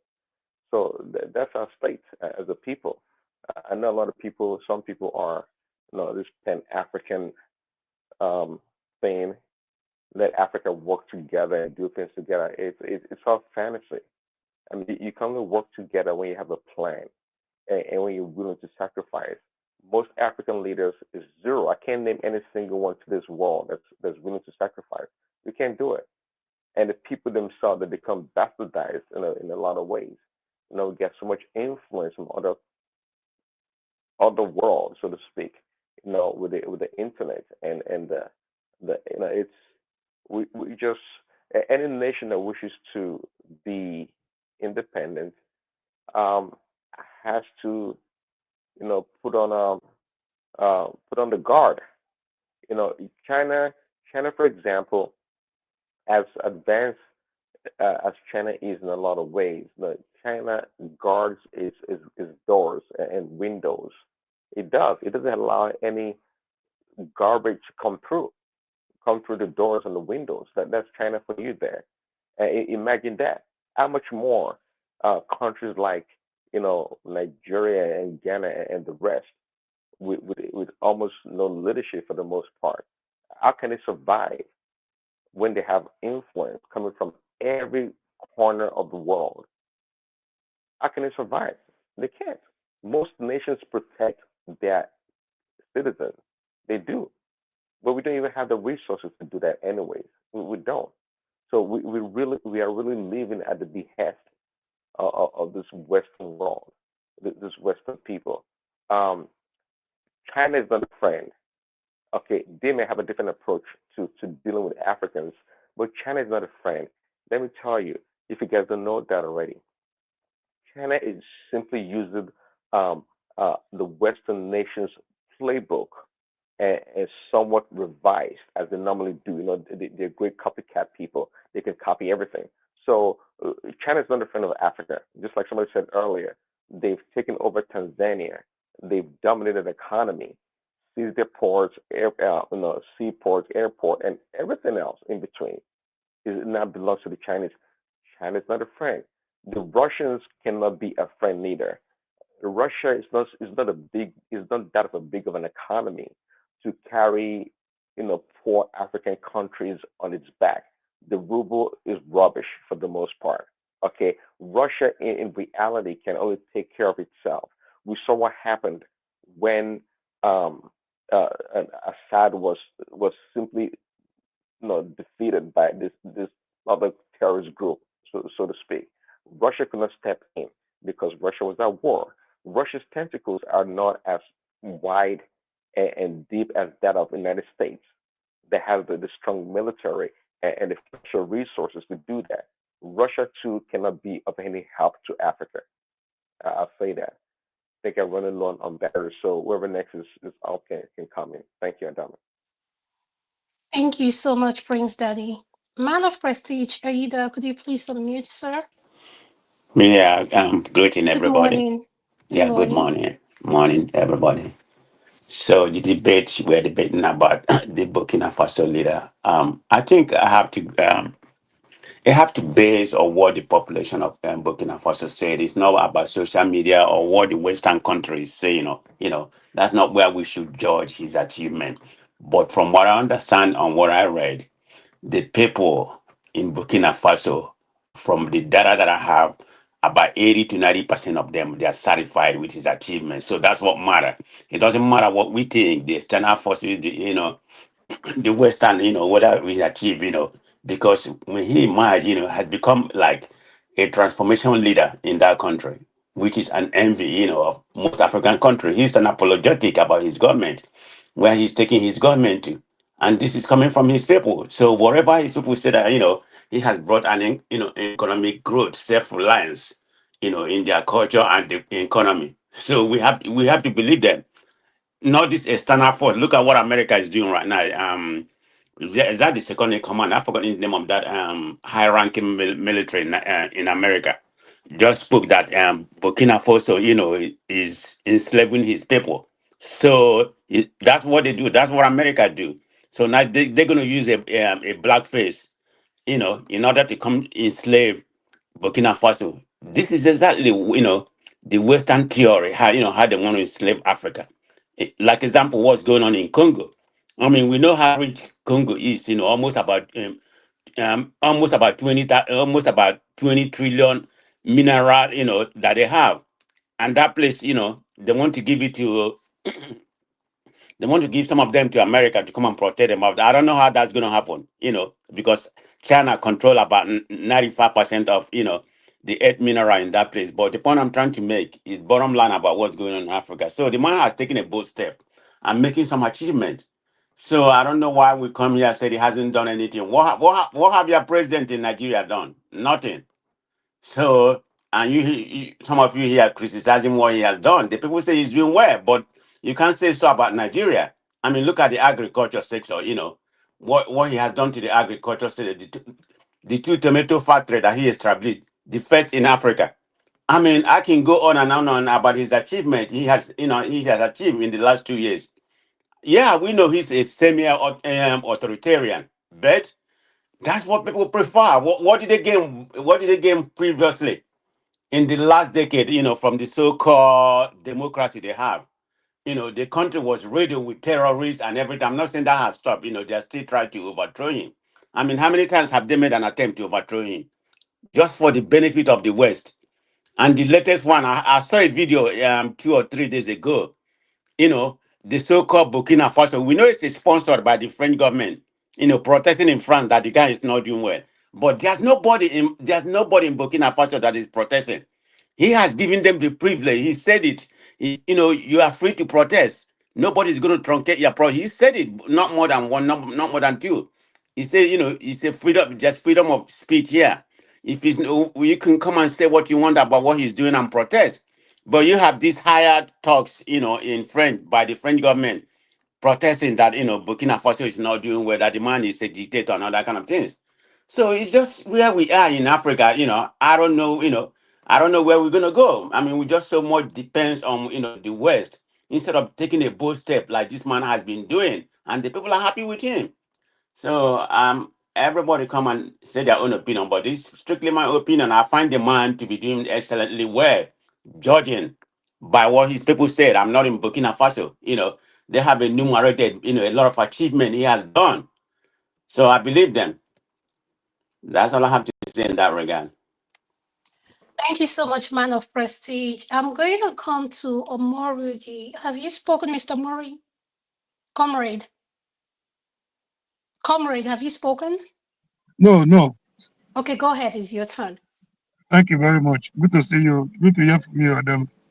Yeah, good morning, sir. Good to hear Good from morning, you, man. too. Hi, so guys, family. Everyone is doing great, sir. Thanks for asking. You're welcome.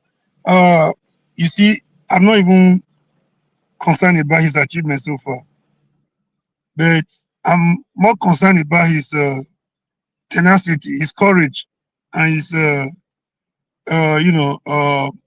direction. He has realized they cannot continue the way they are going. He has decided to damn the consequences. He's aware of what happened to the likes of of those that tried before him. He knows what he's up against. He knows from day one that it's not going to be easy with him. So nobody should blame him. One thing I have seen is laying the necessary foundation for a better Burkina Faso and for a better Africa. It's a wake-up call. When people sit down, when people gather a Nigerian platform to talk about how Britain has, laid a bad foundation for Nigeria, how Nigeria has been, is doomed to fail. No matter who comes there, cannot perform. It beats me hollow. It beats my imagination. After 60-something years of independence, you still think of what your colonial masters did to you. Yes, you might have a point of the Britain laying a faulty foundation.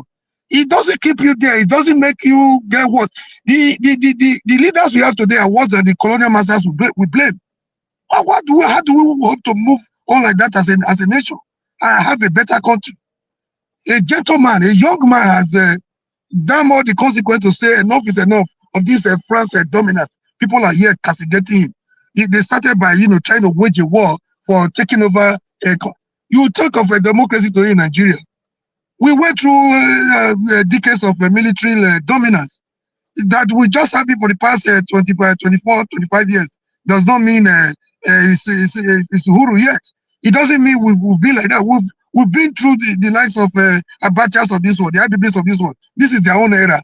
Let them lay their own foundation. If we can continue the way, even the military regime in his country, compared to what we have had in Nigeria, they are far, far better.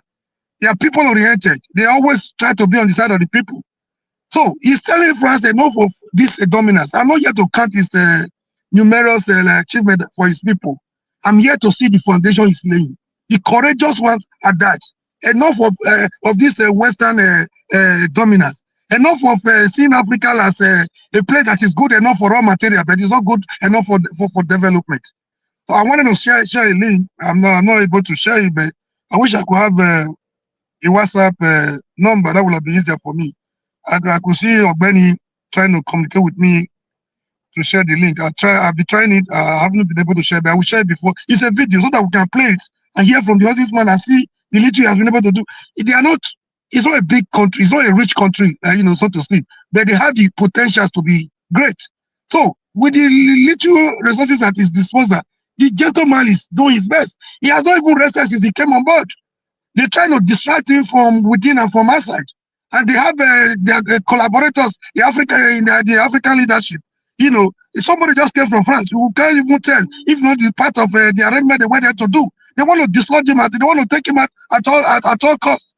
He doesn't care. He doesn't care about if he's putting his life on the line. I mean, for his people. People are here castigating him. You talk about democracy. What you have in Nigeria is that democracy. When one man can wake up and say a democratically elected government is out of the seat, and so be it. What we have in Africa is not democracy. That is might is right.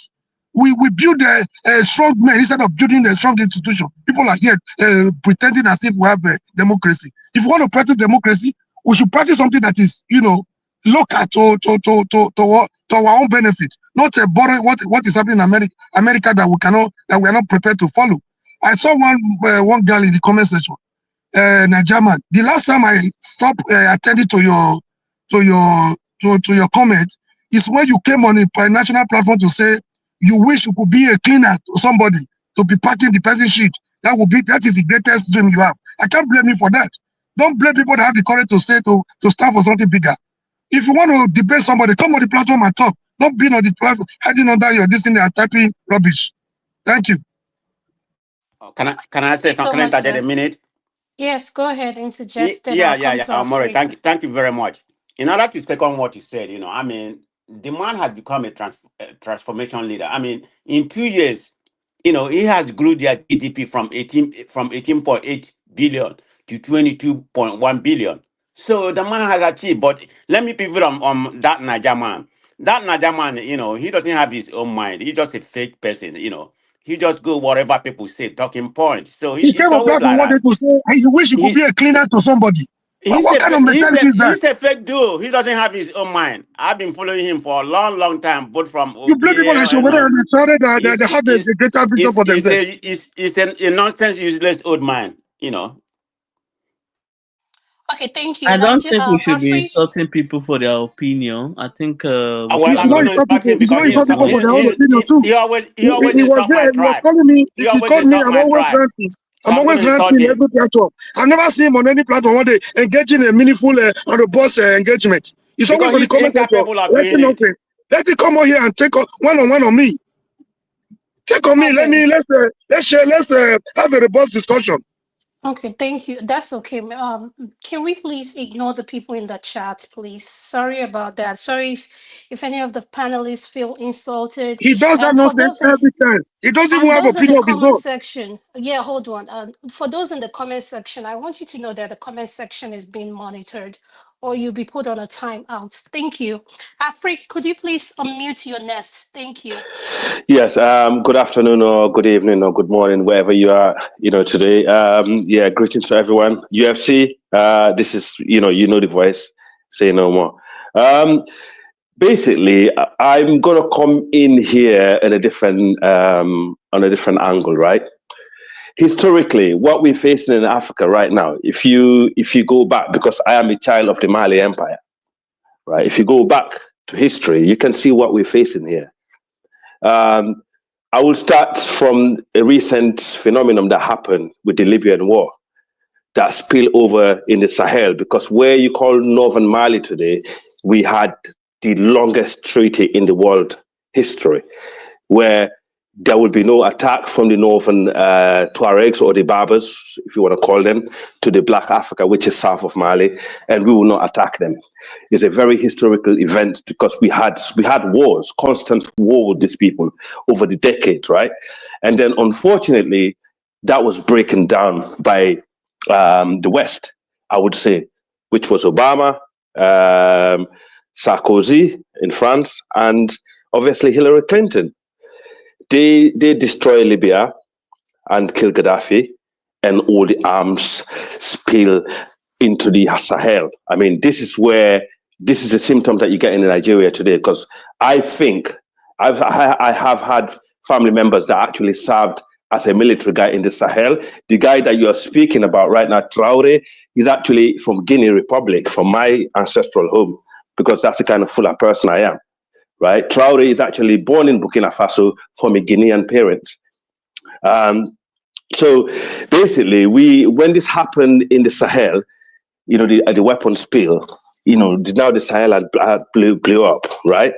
And now these guys that you talk about, Assimi Goïta in Mali, which he's a colonel, Ibrahim Traore, if you want to call him Traore, Tarawale, Toure, these are the same surnames, right? It's my mom's tribe last name.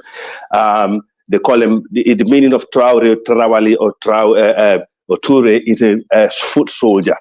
Back in the days when the Mali Empire fell, there was guys who actually tend to descend from the north of the Mali, Black Africa, who's coming to the coastal line, taking territory from other tribes. These were the sort of people who established themselves to where you call Guinea today, Ivory Coast, northern Ghana, and so on. Probably later on to where you call some part of northern Nigeria.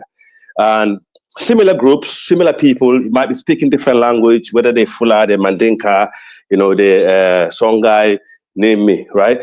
But when Gaddafi, when Libya was destroyed, now the Tuaregs, who have this old beef with the Black Africa, they got hold of these weapons. We know the foot soldiers of Gaddafi, the people that protected Gaddafi in Libya, were the Tuaregs, the one that had the arms. These guys run away to the region where you call Chad, Niger, northern Mali, and so on, right? The reality is we have what they call AFCOM in Africa. These people that you see today that actually happen to be military guys, the second in command in Niger Republic after Ibrahim Traore, he was trained by the Americans. Burkina Faso that you see today was the military guys that most of them that you see fighting there today, they were trained by the Americans because America had a base in Ghana. And the Guinea, we're one of the number one alliance. We're actually one of the first people in Africa who actually allied with Russia, because Guinea was the only country where they refused the French. They refused the French after Samori Toure and Boubacar Diallo, which is one of them is Fulani and another one is Mandinka. They refused. They fought the French and they lost their life. They lost their blood to the French colonial. They said, "No, you're not colonizing us. We're not using your money. We don't want nothing to do with you." So they went with the Russians, with Sékou Touré. Now, if you compare the state of Ivory Coast, because the French left Guinea and they went to Ivory Coast because we're a border, and they went to Ivory Coast. Fobani said to them, "Listen, we're not going to fight you, the French. We're going to let you come in." And the Senegalese was half and half with the French, right? So we kicked the French out. What the French did, they damaged even the light bulb in Guinea. And they pour cement in the water system, the tap system. So with every infrastructure that they built in Guinea, the French destroyed before they left, right? And we basically hold on to Russia. But if you look today, between the two countries, if you compare between Guinea, Ivory Coast, and Senegal, you can see the difference.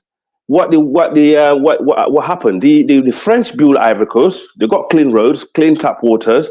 yeah, and they got democracy, and in Senegal they have the same thing, but in Guinea we struggle because the Russians, all they did was giving us weapons. Don't get it twisted. If you look at the entire Sahelian countries, they all are war with jihadists. The only country that haven't been touched by any of these jihadists is Guinea. Guinea is well protected with all the borders. They got Guinea's borders: Sierra Leone, Liberia, Ivory Coast, Mali, and Guinea-Bissau. And Senegal, they got 6 borders. None of them got touched by jihadists or any insecurity. However, I'll leave this. I'm just putting it down for you to see what is right for Africa, what's wrong for Africa. I'm not here to tell you what's right and wrong for you. You can actually see this, right? Guinea actually is well secure. They got so much arms. In fact, per population, they are more. Guinea probably can only compare America in the world compared to Guinea when it comes to military personnel per population. But Guinea is a poor country. The infrastructure is poor. The roads, it's only because this guy that just come into power, like the military guy there, which is, I think, military guy in Guinea, he is the highest military guy in Africa at the moment, out of all of them, in terms of ranking. Yeah, he's the one that currently building the roads, doing some of the infrastructure. But all the Russians did in Guinea was extract our aluminium bauxite, because Guinea have the 2nd largest aluminium bauxite reserve in the world, and probably the 5th or the 8th producers in the world of aluminium, right? So they extract the mineral resources from Guinea and give us military equipment. They haven't done anything in the country. But then the French, what they did in Ivory Coast, is they build a city, they give them infrastructure. In fact, some of the West African countries are still getting their power grid from Ivory Coast and Senegal. So we need to look at we don't have a particular friends, if you want to say this, right? We don't have Russians are not our friends. The West is not our friends. We need to play the game right. There is no such thing as let's get rid of the French and bring the Russians in, or let's get rid of the Russians and bring the French in, because the reality is, as we speak, Wagner is in Africa. The Malian and the Burkina and the Niger, what they have done so far, I think is very dangerous, but we yet to actually find this out, because Wagner, we all know they are criminals in Russia who actually serving death sentence for murder. They've been actually brought into the army for their own freedom and got sent into Africa, right, to go and fight the jihadis. And also we know Wagner actually been extracting so much mineral resources in Africa and the Sahel from where someone mentioned RSF the last time. RSF is actually an extension of Wagner. They're the one that trained them. The certain area in Sudan, people cannot go there because Russia already locked that. They got that under control. They actually set one region against one another to fight one another while they take the mineral resources away. And Wagner also owned the biggest internet trolling platform in the world, right? And at the same time, they own one of the largest mining companies in the world, and also they sell arms. So what they do is they will troll the whole continent of Africa, like a lot of the information that you hear and see online, yeah? And then they will actually get this population to have an internet war. This is why we've got to be careful what we do online. These people are listening to us, right? And then when they already got you guys arguing and fighting and getting all emotional, and then they will send their spies in there, and next minute, you're going to be into war, and then they will come and say, right, I'll give you this, I'll give you that. If you look at Algeria and Mali right now, when ECOWAS was going to invade Mali and Ivory Coast and Niger, the country that won ECOWAS, don't you dare do it, was Algeria, right? But because the way Mali is dealing with the Tuaregs, Algeria is now fighting against Mali. And guess who's supplying Algeria weapons? Most of the weapons that they got in Algeria today is supplied by the Russians. And who's supplying Mali weapons? Russia. We've been played. We've been played, y'all. People don't even know their own enemies in Africa anymore. You need to go back to history. When the Mali Empire, the reason why you see Traore in Mali today as a president Traore in Burkina Faso, pardon me, as a president, is because back even the Fulani in Burkina Faso and the Mandinka, these people are not originally native to that region. is because the Mosi people of Burkina Faso basically destroyed the Mali Empire. They was poking the Mali Empire and time until they managed to get to a point where we need the Moroccans to come and help us. And the Moroccans did not come to help us. They come to help themselves by destroying the Mali Empire more and made it more weaker.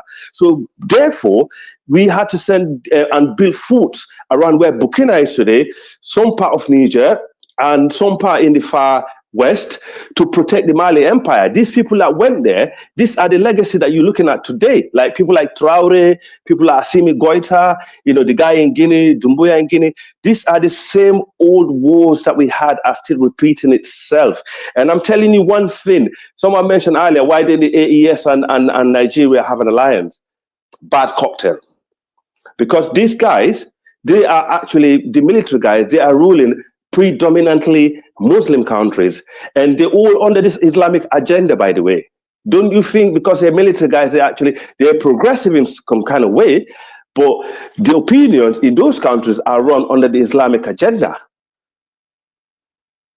You understand? So like country like Nigeria, you're actually struggling to deal with religious differences as it is, and you have a country like Niger Republic, Burkina Faso, and Mali, who are predominantly Muslim countries. And these guys are actually, they would rather have a caliphate or a mayor who will control the morality and stuff like that and have a military guy on top. That's why they don't mind having a military guy ruling them, because it's a very old trait.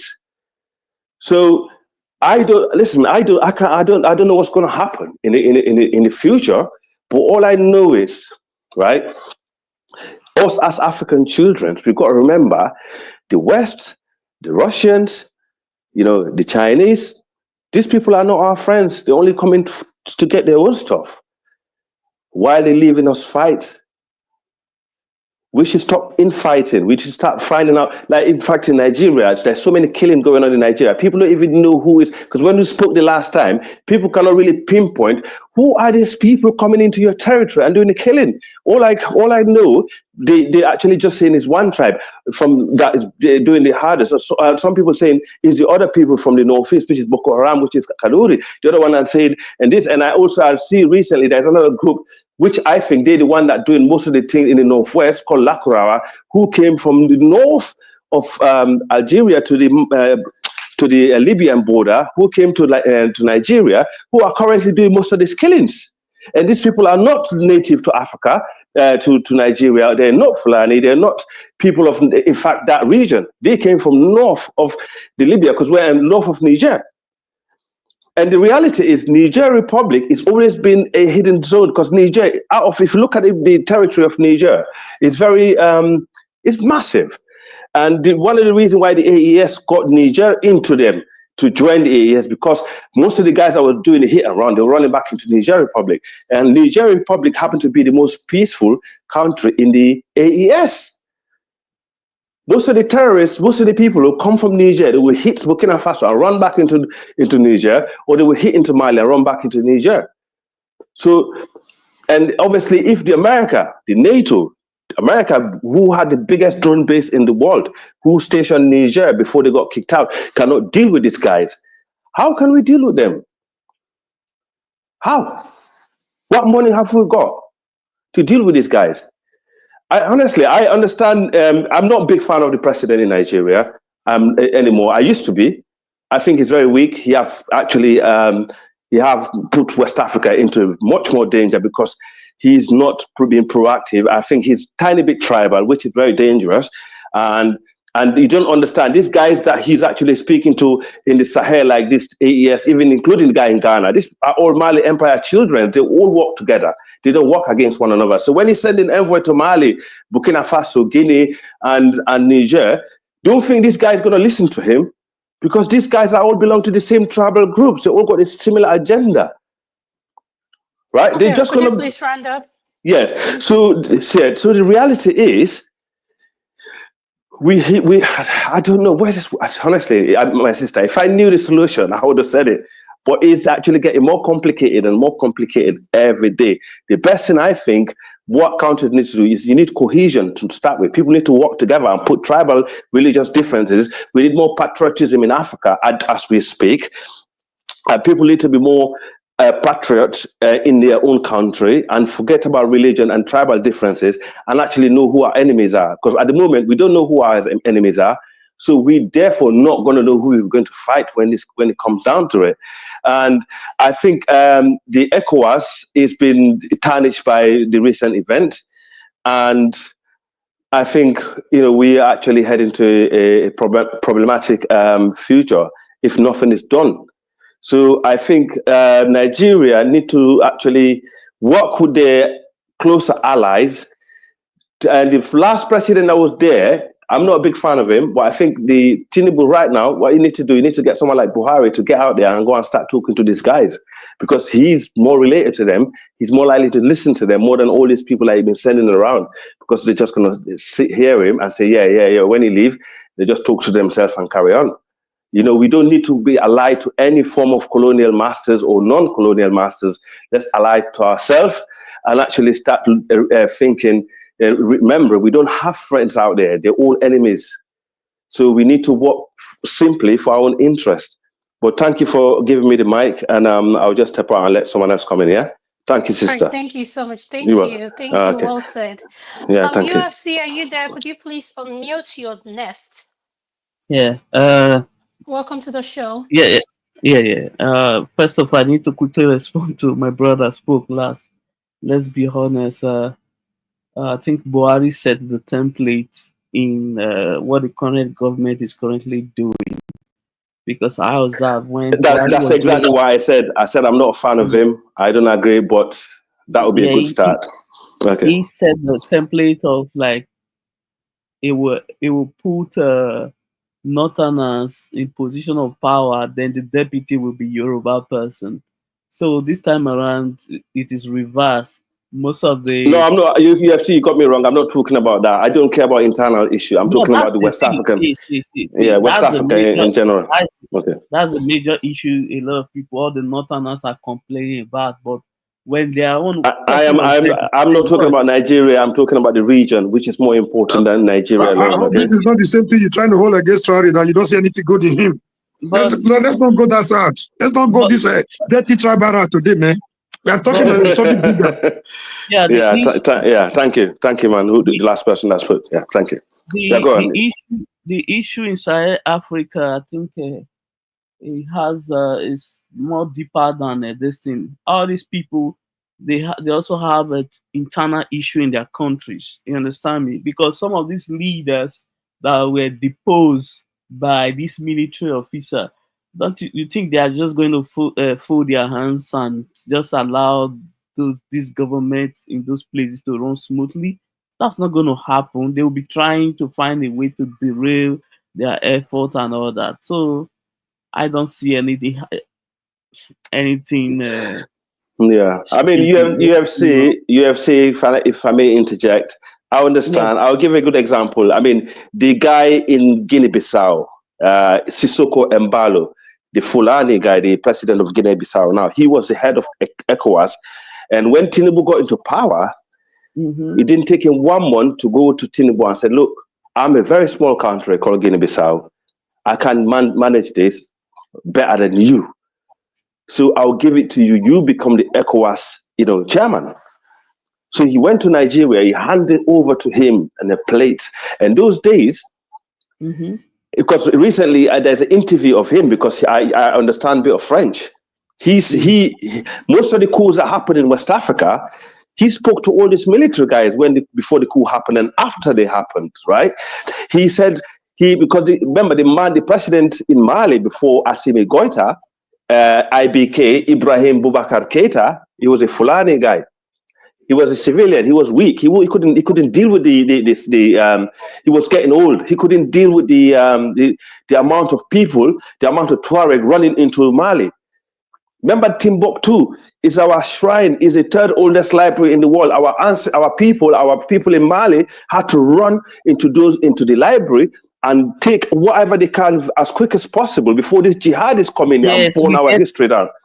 Right? Yes, we get all that. Yeah, so basically he Assimi Goita rang him and said, look, this situation is getting to this. I need to deal with it. It's like, okay, you're my, we're all children to the empire. Do what you got to do as long as security is going to happen. It's the same thing with Traore. When Damiba, because Damiba was the president before Traore in Burkina Faso. When Damiba was in power, the insurgency with the Tuaregs in northern Burkina Faso was so bad, right?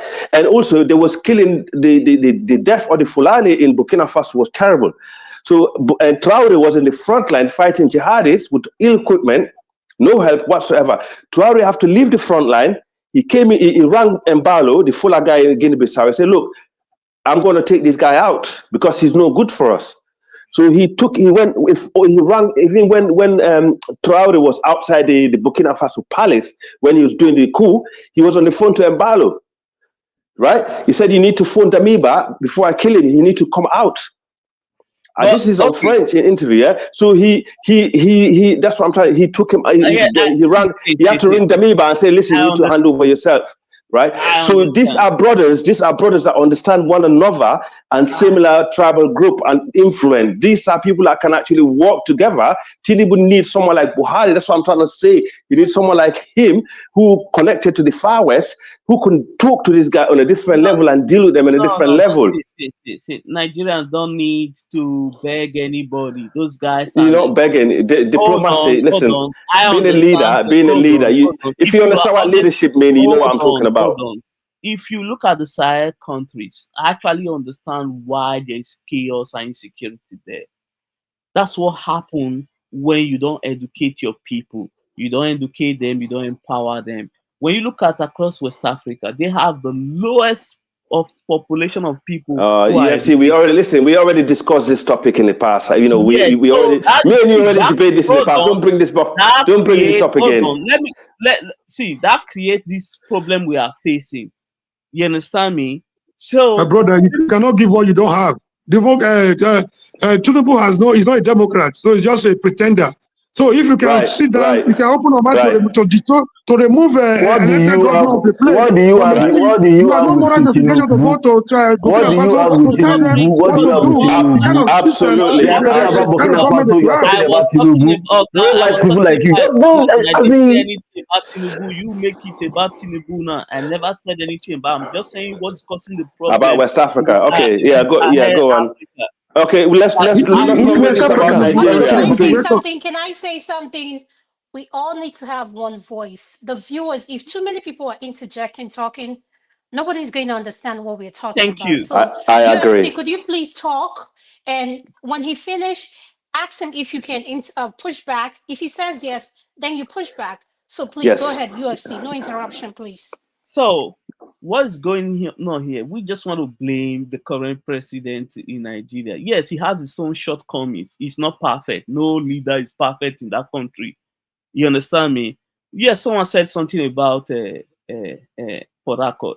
This is the thing about Nigerians. If someone they like is in position of power, is doing something wrong, they won't say a word. They will keep quiet. What that government was doing in that state, people know it was doing something wrong. Because you cannot imagine 4 members of state assembly is the one controlling the majority, about 28 of them. Is that not breaking the law and the constitution in that state? Is that fair to do? A state governor, you use four members as majority. Let's be honest. Four members are more than one person that want to take over a whole state. 4 members are still better than one wicked that want to take over everybody. No. See, they lost their seat the moment they come to the opposition. See, you see, because you guys are too emotional, that's the problem here. The president actually saved the day because Wike came out on TV recently. He said, yes, they would have impeached the governor. Let's not make this one about Tinubu and Wike. Let's move on. Please.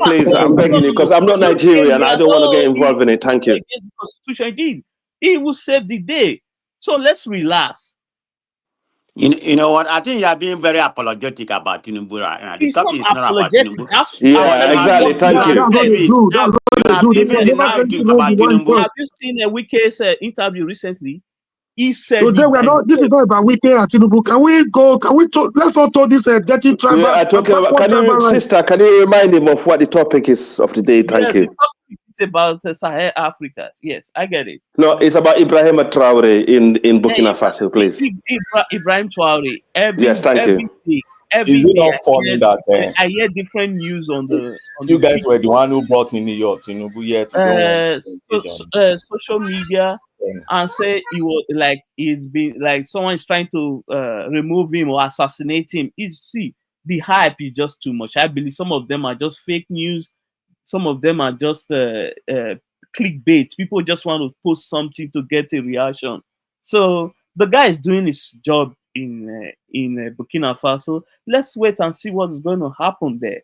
If it will better the life of the people over there, or if things will remain the same. So let's give him time and see what's going to happen. So that's my submission. Other people can speak.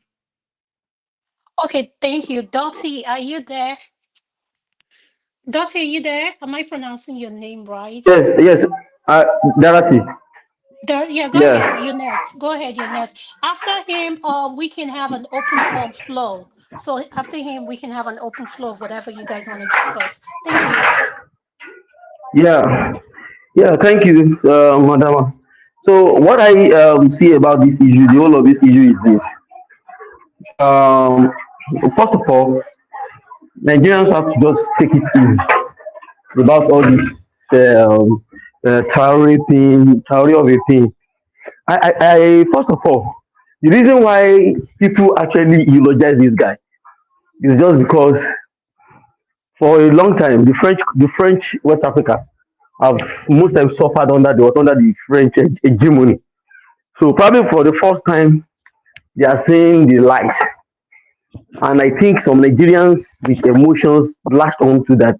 I stand to be corrected, and as a Nigerian that understand what is going on, there's nothing that is spectacular that guy is doing. There is nothing. You're talking about tomato factory, what's called? Just one person. Erisco is there. Just name tomato jaws. There are many in Nigeria. These are things that ordinary people in Nigeria, you and I, that we are talking on this platform, we can do it. We have the capacity, and we are doing it. Not that we are doing it. There's no big deal about it. Fine, they might have had a whole lot of issues with the French. That is why people, but Nigerians should at least let us drink a little bit of tea of patriotism. We have lost it, and I'm ashamed of us. You see, yes, the propaganda is just too much. We have lost our thoughts. We have lost who we are. As a matter of fact, ordinary one person in Nigeria can do virtually everything that this guy is doing. Dangote alone is building. I know the number of kilometers Dangote is building under the tax infrastructure credit scheme in Nigeria. MTN companies in Nigeria is doing almost what this guy is doing, and we just shamelessly eulogize this guy. The reason why I will not actually really say what he's doing is bad is he's doing a good thing for his people. For a long time, they've had money from gold and some of these natural resources, and they were not using them. They were losing them. The French are also coming to go and pick them for pittances. Fine, it's good. But when you now rise up against your own country, or because maybe you hit one person that is on power and you make mockery of whatever we do. The fact is just that if Africa we are going to be free truly, we must find a way to unite ourselves. We must find a way to unite.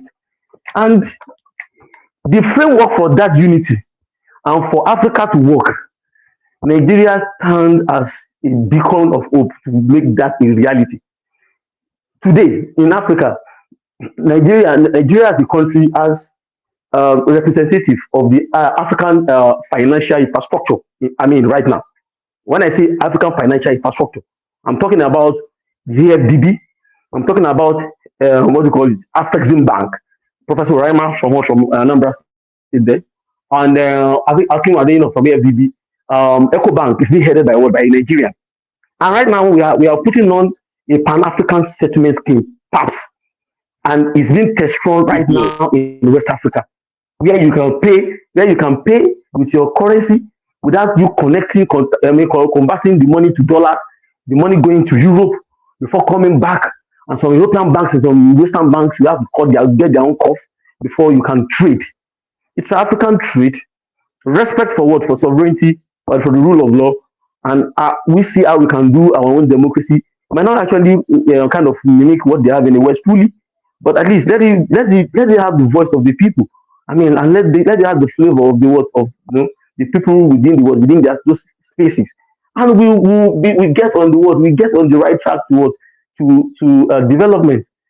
But when you now see Africans, especially Nigerians, that are supposed to be the one to unite the world, the sub-Saharan Africa, even West Africa, which is our own domain, our main domain, together. They are the ones talking about, look at what they are doing in Nigeria, look at what they are doing in Burkina Faso. But I stand to be corrected. Ordinary Enugu State alone bought 200 CNG buses just last week or so. I stand to be correct. I want anybody to correct me here. Whether Traore has bought 200 buses, CNG buses or electric buses. So that was the best. We know we are in this country. No, that is not the best.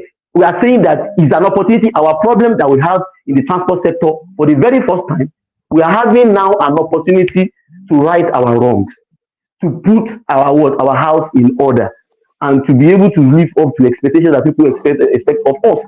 Not that we will be dragging ourselves down and work with other African countries within the sub-region to actually make life meaningful. Have a reasonable. Don't forget the African Development Bank we are talking about. I hope many of you know that Nigeria is the largest shareholder of that bank. Many Nigerians do not know nothing. I don't care what your age is. Many people do not know anything about Nigeria. Do you know that Nigeria is the largest shareholder in African Development Bank? Nigeria has a Nigerian fund where we give loans at 4% when they started that bank. And this is the first time Nigeria will even be standing as a president of that bank. We have always given our backing to all other Africans. So I know the issues across the borders, what makes you not be able to actually intervene. And I think it's better, it was good that you listened to the Northerners when they were saying that there's no need for you to actually intervene.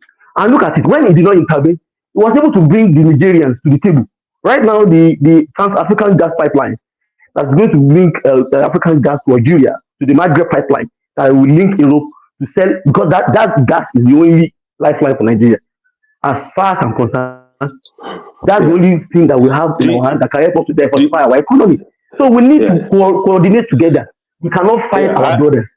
I like your point of optimism. I like your talk to them and listen.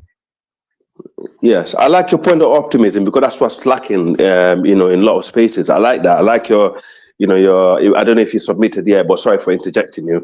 I like that, but we need to know what is our biggest threat. We need to face that. That's one. We need to know what is, our biggest opportunity. We need to deal with that.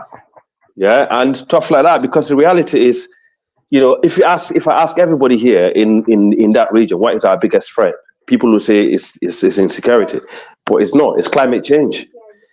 Climate change is our number one problem in West Africa. Climate change is it's contributing, and it largely it's spoiling insecurity.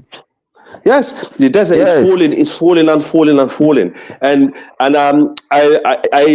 me and one man, we had this show a long time ago. I show him what they're doing in Senegal. The region where you call Fouta Toro, where it's the native land of the Fulani in this world, that's exactly where they originate from, in northern Senegal to the Mauritanian border. They've been building the Green Wall for a long time. They're actually achieving their own things, right? Yes. I don't know if you've seen that, right? They're building the Green Wall. We need to start. I've seen that. Yes, I had that. I had in Nigeria. They're starting to do it. It's only that when the civilian we have this democratic. I remember during the military regime, we have what we call tree planting day every year, where they will plant millions of trees. Every state governor used to do that. Right. So we have that in Nigeria also. That's good.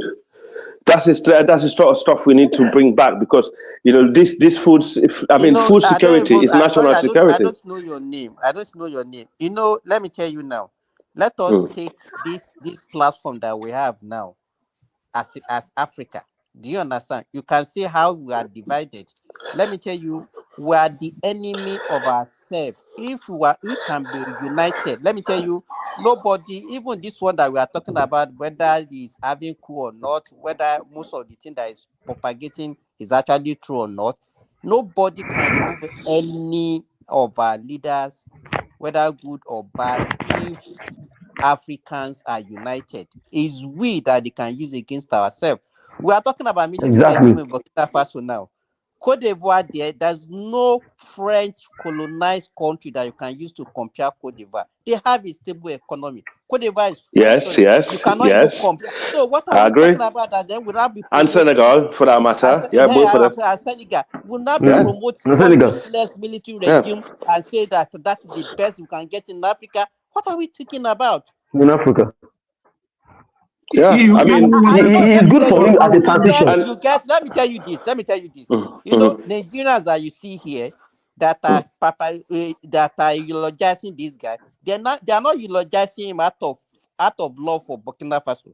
They are doing it because of hate. It's hate that is in their mind, that they are actually propagating. Hate against who? Against Burkina Faso? I'm not mentioning any name. Hate against who? Hate against who? Let me give you, for example, somebody is here they have problem in his own country. He's not here to talk about his own country and bring down his own country and talk about the government. We are talking about Burkina Faso. Then why should we now be talking about Nigeria and say what you are the one transferring hate because he's not in agreement with your leader? You want transferring hate. You want them to take him out. The issue is, should he be taken out? Should he be protected? We cannot. Me, I will never support. I will never support ECOWAS. I would never support him. There's anybody preaching hate here. You are the one preaching hate. No reasonable leader in this world of 21st century should be supporting a military regime in anywhere. Some democratic in Africa was the military. Yeah, that's true. That is true. Some democratic rules that was a military, but however, yes, of course, it's. I think you're breaking. Oh, can you hear me? You're still breaking, sister. Cannot hear you. You're still breaking, sis. Simba, I greet you. Hey, Benny. So open play now. I just want to say this is an open section. If you want to speak, I'm not going to call anyone. Just have a free floor. Please, can you play that link I share? Can you play the link? The link I share to debunk all the lies. Please. That link. You don't need to play that. Please, I want to say something. Simba. We have seen it before.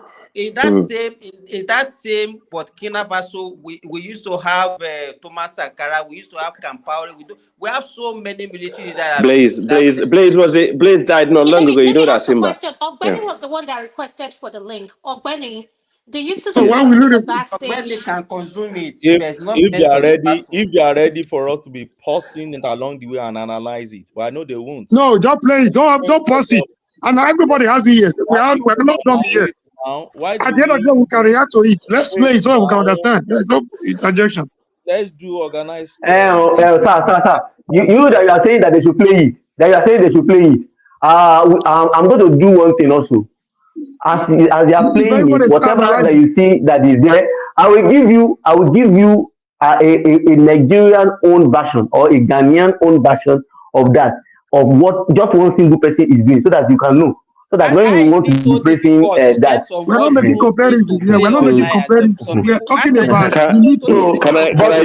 But one thing I want to know is this. But one thing I want to do is this. I will never support America or any Western country taking out any African. We must find a way. Africans, let our head be working. We cannot allow these guys to keep on dictating us. No, I agree. The same reason, if you want to campaign, instead of talking to Nigerians, we go to Chatham House and talk. We cannot talk to Nigerians at home. No, we should do that. Everything we want to do, we take it to America. Yes, Possibly about Lisa want to America ask and a Britain. question. A Yeah, go on, gentleman is sister. saying enough is enough of the Western dominance. Comrade, you're not listening. You're not listening. I want you to, could you summarize? Because I think Ogbeni knows what that video is about. And if I play it, we're going to be here for a long time. So could you summarize? Because they're going to give you a pushback. So could you summarize what the video is all about so that we can move forward and whoever wants to interject Adam, in we've what all you watched said. the video. Hey, Yeah, I agree. I So agree. it doesn't need to give us a summary. We've all watched the video. He Are has you the sent moderator? link. Are you the moderator? Whoever is interested should go and watch it. We have watched Moderator it. has So spoken. You there's are. nothing spectacular for us to be wasting our time. Let us continue our talk. I'm not wasting your time. Moderator Let's has just spoken. let's You are let's just be there civil. Yeah, objecting. let's just be civil because yeah. Summarize. Go ahead. Let's. So, comrade, could you please summarize? Then we'll move it. We'll move it. Please go ahead. Thank you Summarize what the for. video is all about. Thank you. I don't know who is okay.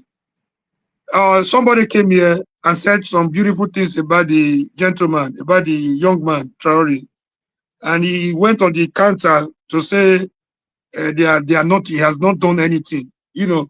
And I said I'm not even looking at his achievement per se. I'm looking at the foundation, the signal is given to France. The enough is enough signal. It's enough for me.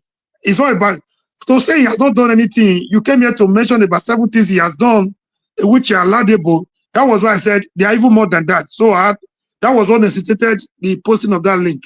So I'm not here to start narrating what he has done. To have the courage to stand France, to tell them enough is enough is okay for me. That's all I need. And that's I want Africa to wake up, all African government to wake up to their Western, apologies. Tell them enough is enough. We cannot continue to blame our colonial masters for what they did to us in 1960. We should wake. Before 1960, we should wake up and start. Nobody is coming to build our nations for us. The gentleman is telling France enough is enough. He should be going around every part of Africa. That's all I want. That's a big achievement for me. Okay. Yeah, go on then, go on. That's fair. My point. Yeah, So please let me do it. So, like I said, there's no government. There's no government you have in the world that will not do 1 or 2 things. So my approach when I spoke was not to say, "Oh, Traore did not do anything at all."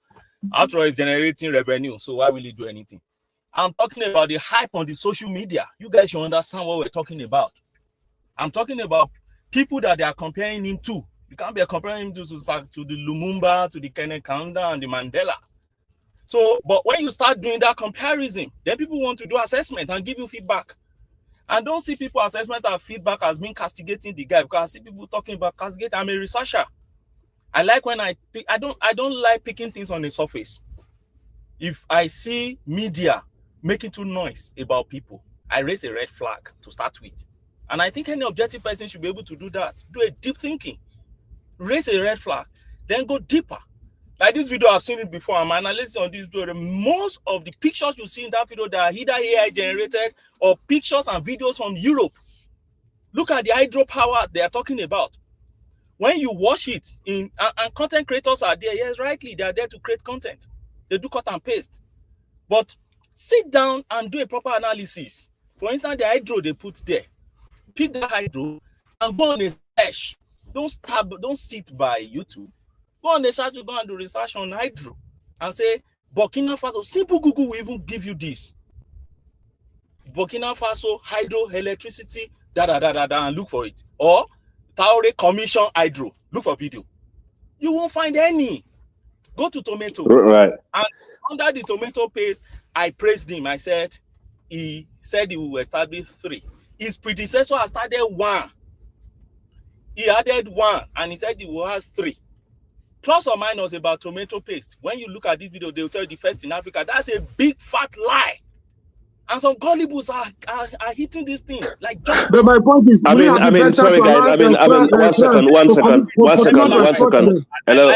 You guys are going back to what I was saying earlier, right? Yes, I said to you, the Russian.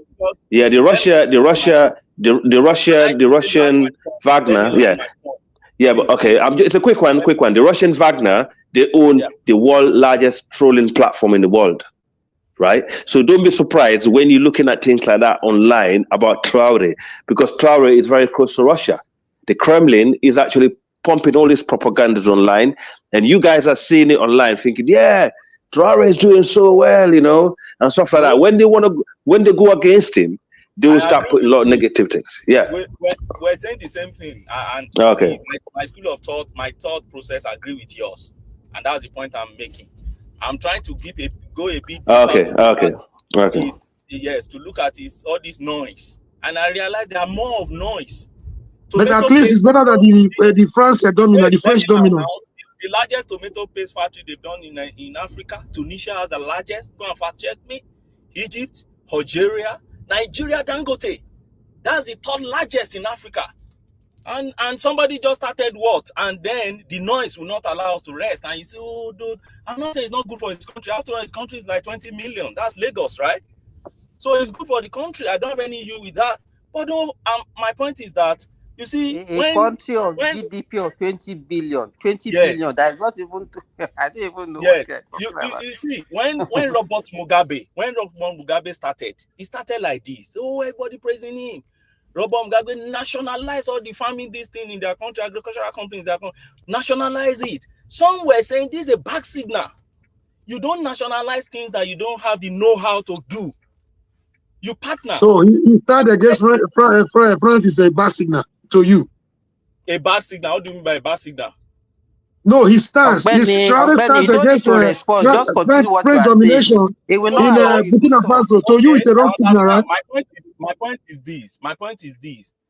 I don't take joy in you fighting any country. It does not work for any country. Mugabe is a very good litmus test. Gaddafi. You remember that recently, even Niger Republic that wanted to do the same thing, they started begging Nigeria for petrol. Nigeria was not supplying them now. Even our WAEC, they couldn't conduct secondary this thing for almost 2 years until we took our WAEC to them and sent them some of our teachers to help. But my point is even this. So in all this, the fact that you are fighting France is not my problem. It's not my business. You're fighting France to what benefit for your people. They're not fighting France. Okay. They're looking for economic liberation. Yes, so you liberate yourself from France and you are entering Russia. So, what as any country, tell me one country that Russia has ever helped their economy in. Like, do you know Mugabe had support of Russia throughout his time? What did he get from it? These are the things we should try and sit down and do an objective analysis, rather than this surface argument. Oh, he's fighting. To what extent? Yes, fight France now. It won't bring France down. See Niger that they are talking of uranium. Niger only contribute less than 20% of uranium to France. Asabanja also, or one of them, Kasakansa or Asabanja is the one contributing 40-something% to France. And my brothers, I'm going to leave you guys. I apologize for cutting you off. I'm going to leave you guys because I got school run. I just want to leave you to one thing, right? Okay. All right. I just want to leave you, and I just want to leave you to one thing, right? All this hype that the AES is talking about, they still are on the MAO. That's the French currency. They're still using the French money, the France CFA. All right, they are still using it, so they're still being controlled by the French indirectly. Is that even fair at all? Is that fair? But they still their money is still being controlled by the French. So the French still control the monetary policy. They're still using the France CFA. They haven't ditched it yet. But they're happy to ditch ECOWAS and still hold on. They're also working to create their own currency, backed by, I guess, their resources. So is that Jar? Is that Jar? Yeah, it's Jar, yeah. Why are you coming in when I'm leaving, man? What's wrong with you? Well, I was here earlier, but I had take. I see.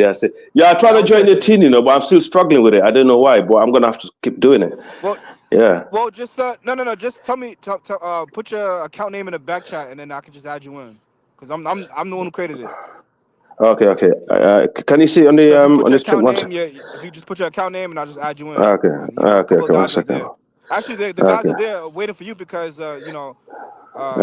Just a guy that's a Mendinka, he's there. He wants to talk to you, and just a few people. Wicked. Okay, I'm doing that now. Yeah. Okay, yeah.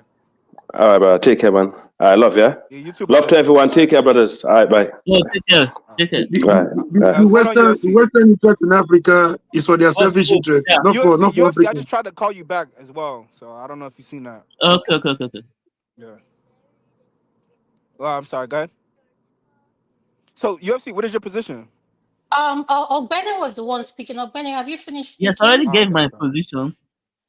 Ogbeni, are you Before you there? came in, I already gave my position. Yes, I'm there. Okay.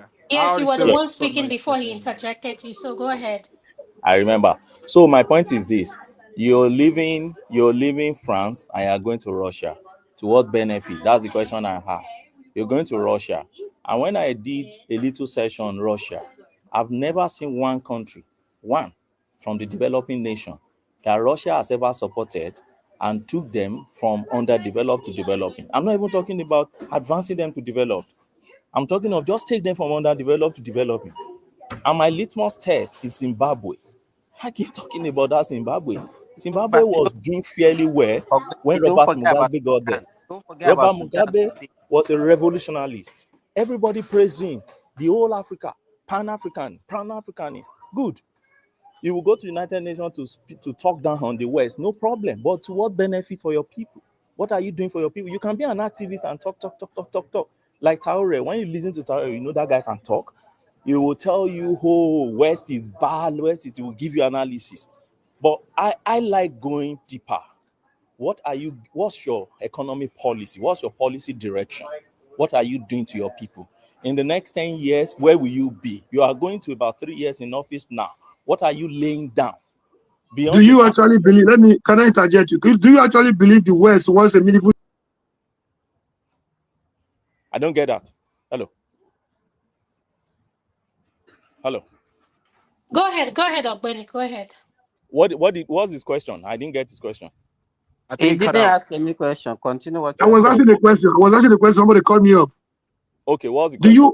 Do you actually believe that the West has genuine intention for meaningful development in Africa to stop the exploitation of our resources? I don't think any developed country has their new interest in any developing country to meet Thank them. you. That you have answered me. China, Russia, US, Australia, anyone you mention. So when I see a leader moving from one developed country to another developed country and deceiving his people, that's hypocrisy. And it is worse when I now see somebody who is well educated to be hailing and praising such move. You should be able to be discerning enough to know that that's facade. It amounts to nothing. And we have so many examples in Africa that we have seen.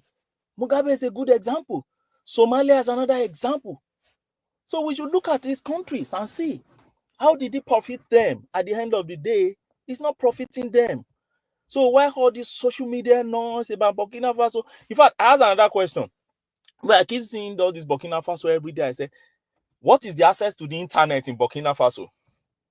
On all these content creating you see outside there. Do you know it's less than 20%? Does anybody know? That's a statistic. Access to internet in the country is less than 20%. And you see noise everywhere on the internet. And I ask this question, to what extent? To send narrative to who now? Then also, when you see people planning military coup, I see most time any coup, you see them each time they will talk about it's the West, it's the France that is planning coup, it's the France. I just laugh. This is not deeper than this. There are competitors that are rivalry within the country. And some people are not even okay with his government too. Apart from the corrupt politicians. Some people are too not okay. Don't think. And when somebody said, I think it was Man of President that said, they are not protesting, they are protesting only in France. You want to protest under a dictator? When you know in Nigeria during military, you want to protest under a dictator? Do you really mean what you said? Nobody will protest in Burkina Faso. But they can take their protest in the Western world because it's the dictator, it's the military government. Nobody wants to protest. But the point is that we protested against the military. Yeah, some people are not satisfied with the government, and I'll give you an example. Look at their airport project. It was started by their past president, and he was doing it. You came there, you're continuing it, but the noise is all over as if you started it and you're doing something very fantastic. The answer is no. So my conclusion on this is this. First, stop comparing Nigeria to all these small countries around us. We are not made at all by any standard or any criteria. And I see that is what many Nigerians do. And most time I say, well, probably it's a transfer of aggression from the bitterness they have against the failed leadership that we have had in the past, and possibly the present one that we'll be analyzing if after his tenure. Maybe because of that. But at the same time, we should look beyond that. I'm not sure Burkina Faso has more than one airport. You want to compare to Nigeria of how many international airports? Or they have tomato factory. Do you know how many tomato farms? Me, at my level alone, I have more than 100 acres of rice farm. So if today Traore is doing 50 hectares, the noise will be everywhere. And you are comparing Nigeria, a place where only one single man can do all what Traore is doing in his country, with that country. We should stop about this comparison. If we're analyzing a country, let's pick that country, put it within the parameter by which we are analyzing. Don't compare it to the incomparable. Then you don't compare Nigeria. I see some again, they'll be comparing Nigeria to Ghana. Why are you comparing Nigeria to Ghana? How many universities do we have in Ghana? Do you know our budget in Nigeria? Have you ever checked the annual budget in Ghana? That shouldn't be a shame. It should be a shame of shame to compare Nigeria with Burkina Faso. We shouldn't at all. It's incomparable. We are not even at any level at all. We are not. So, I don't know about everybody to their own opinion and their own level of training in terms of argument and engagement with all these issues. But I just think we should engage more on a deeper level than the surface level. Thank you, Adama, for the opportunity. Thank you so much. Man of Prestige, you've not spoken. You wanted to speak. Are you there? Man of Prestige. I guess it's not. Well, speak then.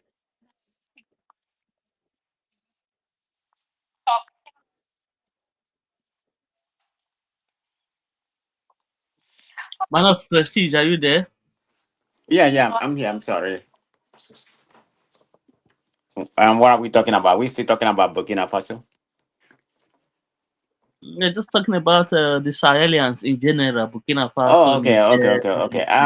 I mean, to be honestly, it's not a comparison comparing Burkina Faso and and Nigeria. I mean, in population wise, I think they're about 23 million. To my own understanding, I don't have that information currently, but it's a very small country, But I think when you say something about 20 something percent, 22% or 24%, which is low compared to their population. So that will translate to about 6 million people that have access to internet.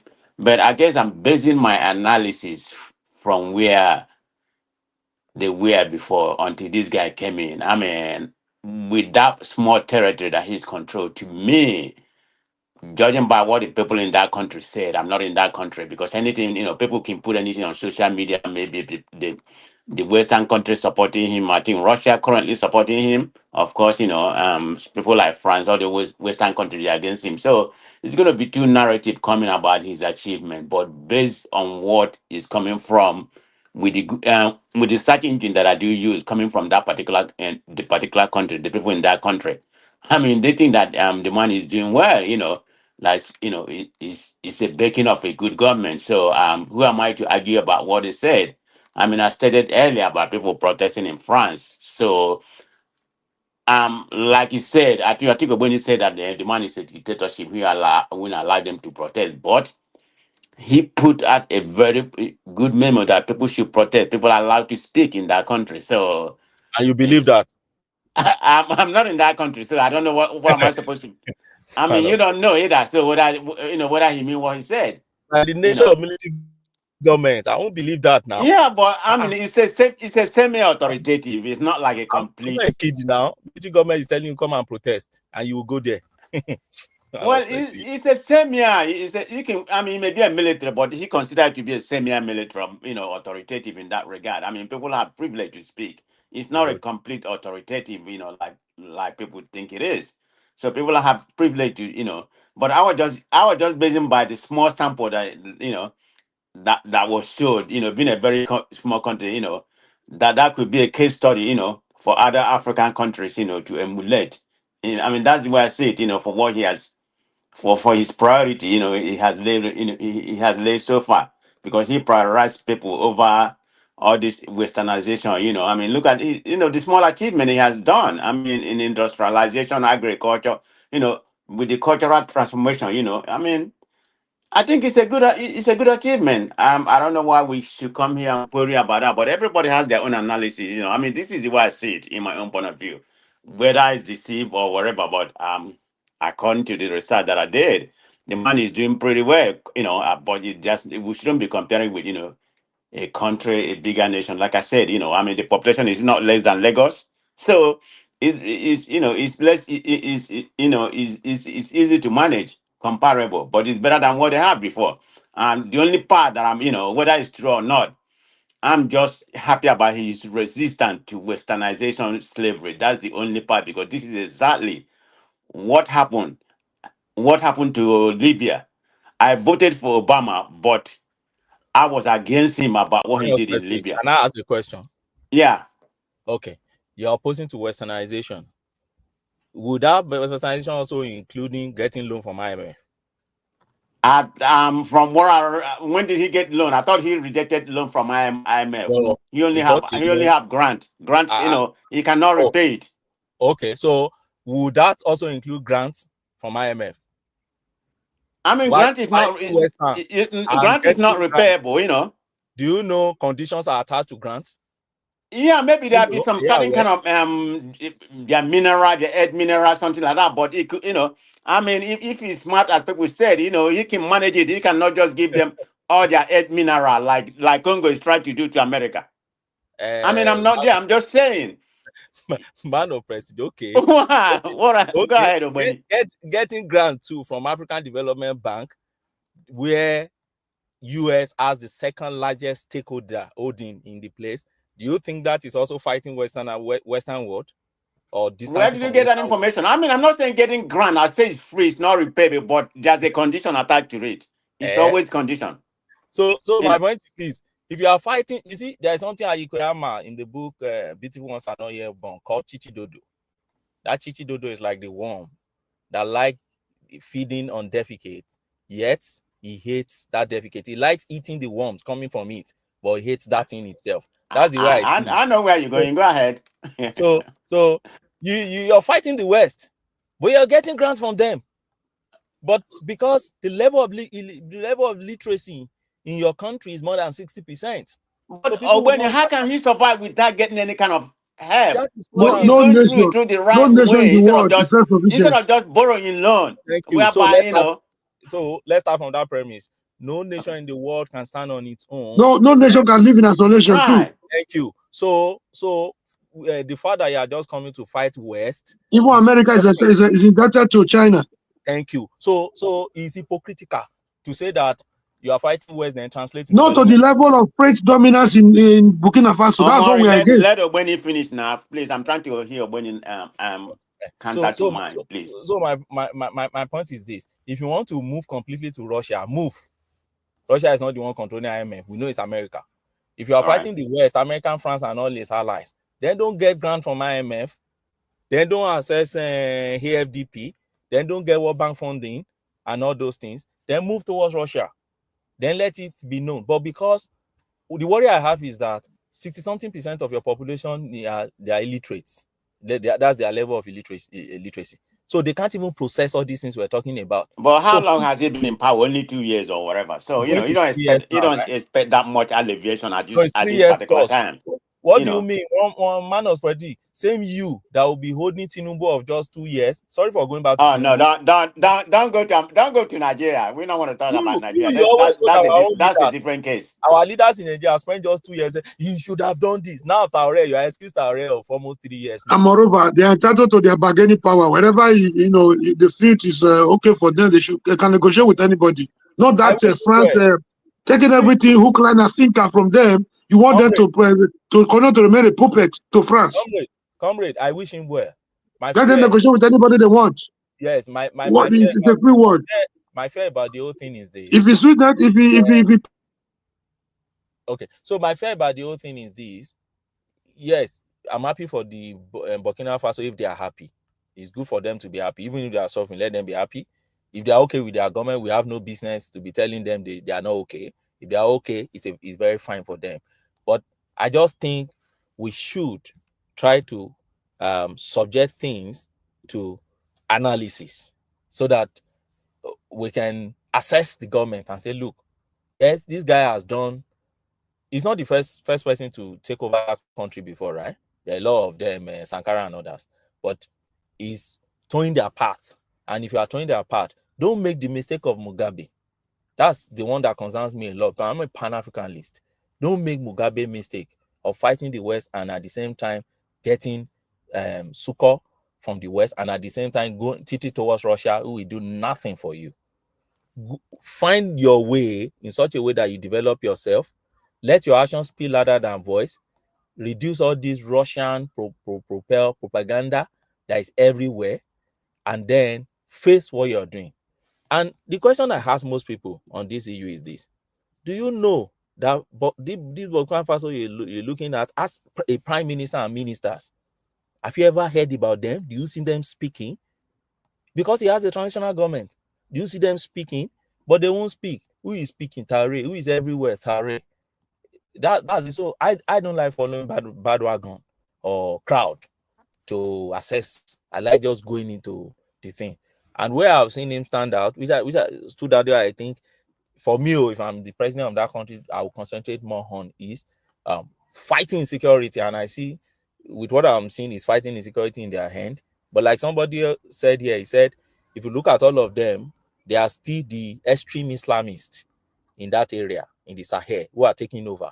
And you can't actually predict their tendencies or what they would eventually grow to become. And so we should have people still speaking for Africa, because if we kill all contrary voices, because they are now the bride or the people, the reigning power now, a day will come when nobody will be able to speak against their tendencies. That's the way I see it. I wish the Burkina Faso, or is it Burkina Babe, they call them, well. So let me ask you, Benny, which country in Africa, which president that you think had, can be a symbol of hope in Africa? I mean, an example, an epitome of what African need should, a leader should be, because it just seems like the whole African. I'm talking about black nations, so let me not include North Africa. Apart from maybe South Africa too, but other African nations. It just seems like nothing is working for us in terms of being enslaved by the Western nation, and where we are right now. Do you mean now or past? No, now, right now. I'm not talking about currently 2025. Right now, two leaders I will pick is Ruto and Tinubu. Those are the two leaders I will pick. I know you're gonna put Tinubu here. I will not put Tinubu. I'll put Tinubu. Tinubu has spent less than 3 years in office. Wow. Because Tinubu na papa na.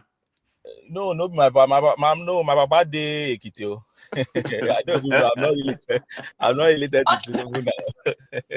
All right, Wendy. I'm done, Adama.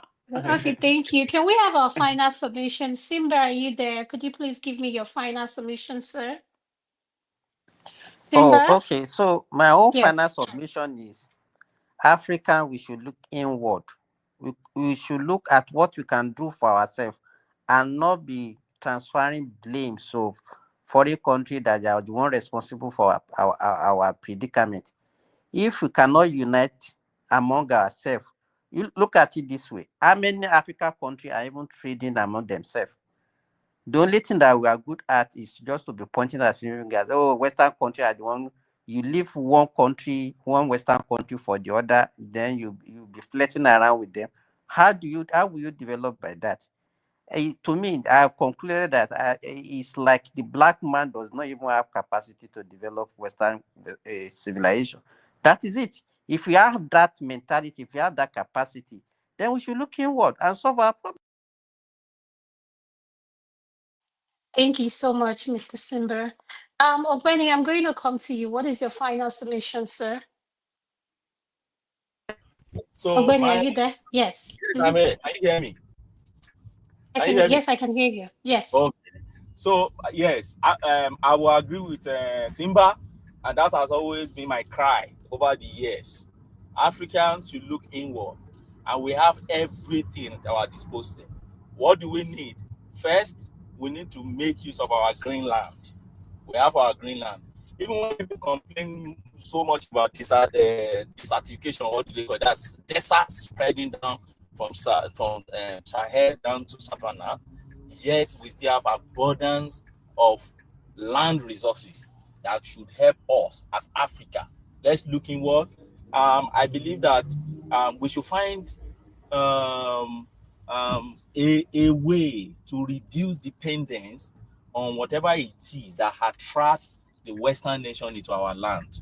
If we can reduce that attraction, it will all go well with us. Why? Because they have gone far ahead of us. There's nothing we want to do. The way they shook Robert Mugabe. Can you hear me? Yes, we can hear you. Okay, I didn't mean to interrupt. I got a phone call. I just want to make sure I'm audible. Yeah, you are. So they've gone far ahead of us. They have every means to deal with us. How can we get ourselves right on this? First, we need unity within our system. Secondly, we need to reduce the dependency on whatever it is that attracts the West to our country. One of the reasons why Rwanda, Kagame, was able to make the little gain that he has made, because he has practically become a dictator too now. He's no longer my guy. But one of the things that makes that guy to be able to make little development in his country was because there was nothing at a point in time to attract the West to Rwanda. Nothing to attract them. Even their past president, that junta guy, said this. The West will not come here and save you because there is nothing at all that attracts them to our place. And Kagame was able to use that opportunity of the empty land, to gain and also to be able to develop his place, at least to a certain extent. I think that is what we have to look at in Africa. And we have to be very objective in assessing our problems in Africa. In many cases, we assess problems based on our own sentiments and emotions. We have to be matured, particularly with our elites, the educated ones, that we know that people listen to us whenever we speak. We have people under us, our subordinates, that listen to us. Let's be very cautious, careful, and then be practical in our analysis. Thank you, Adama, for the opportunity. Thank you so much, Benny. I'll come to you, Prince Daddy. What is your final submission, sir? Prince Daddy, are you there? Okay. I'll go to UFC. UFC, what is your final submission, sir? Okay, I think let me just focus. I think we should give Traore time. Let's see what's going to do. But I don't believe anything will change. It is Africa. Things never change. It's not there to help Burkina Faso people. What happened there is a power grab. So I don't see any changes at all. Even same thing in Nigeria, same thing across West Africa.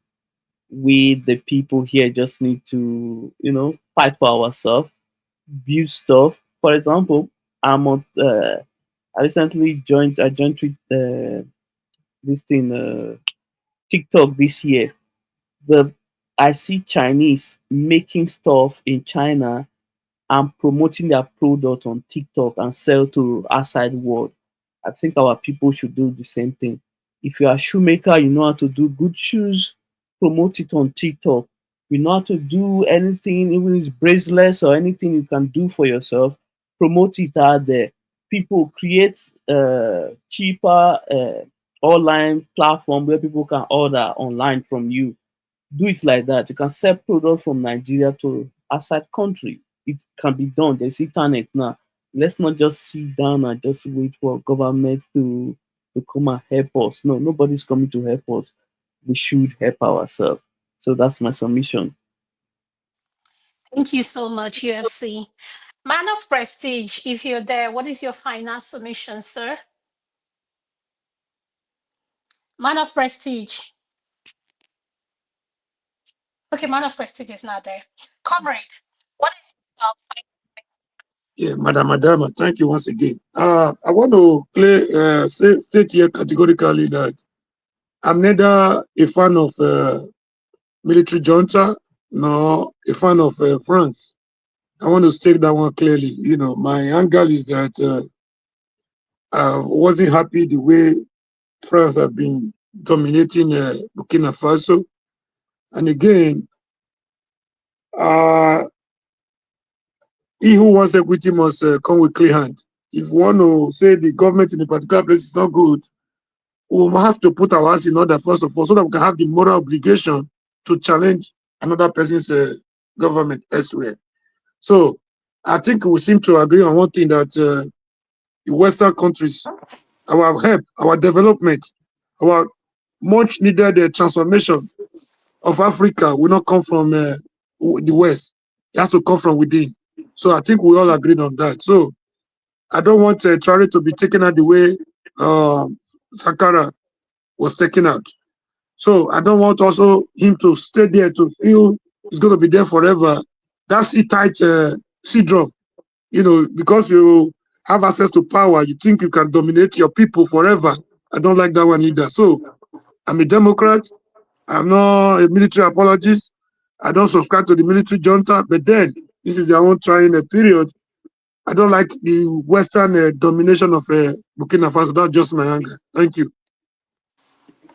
Thank you so much, sir.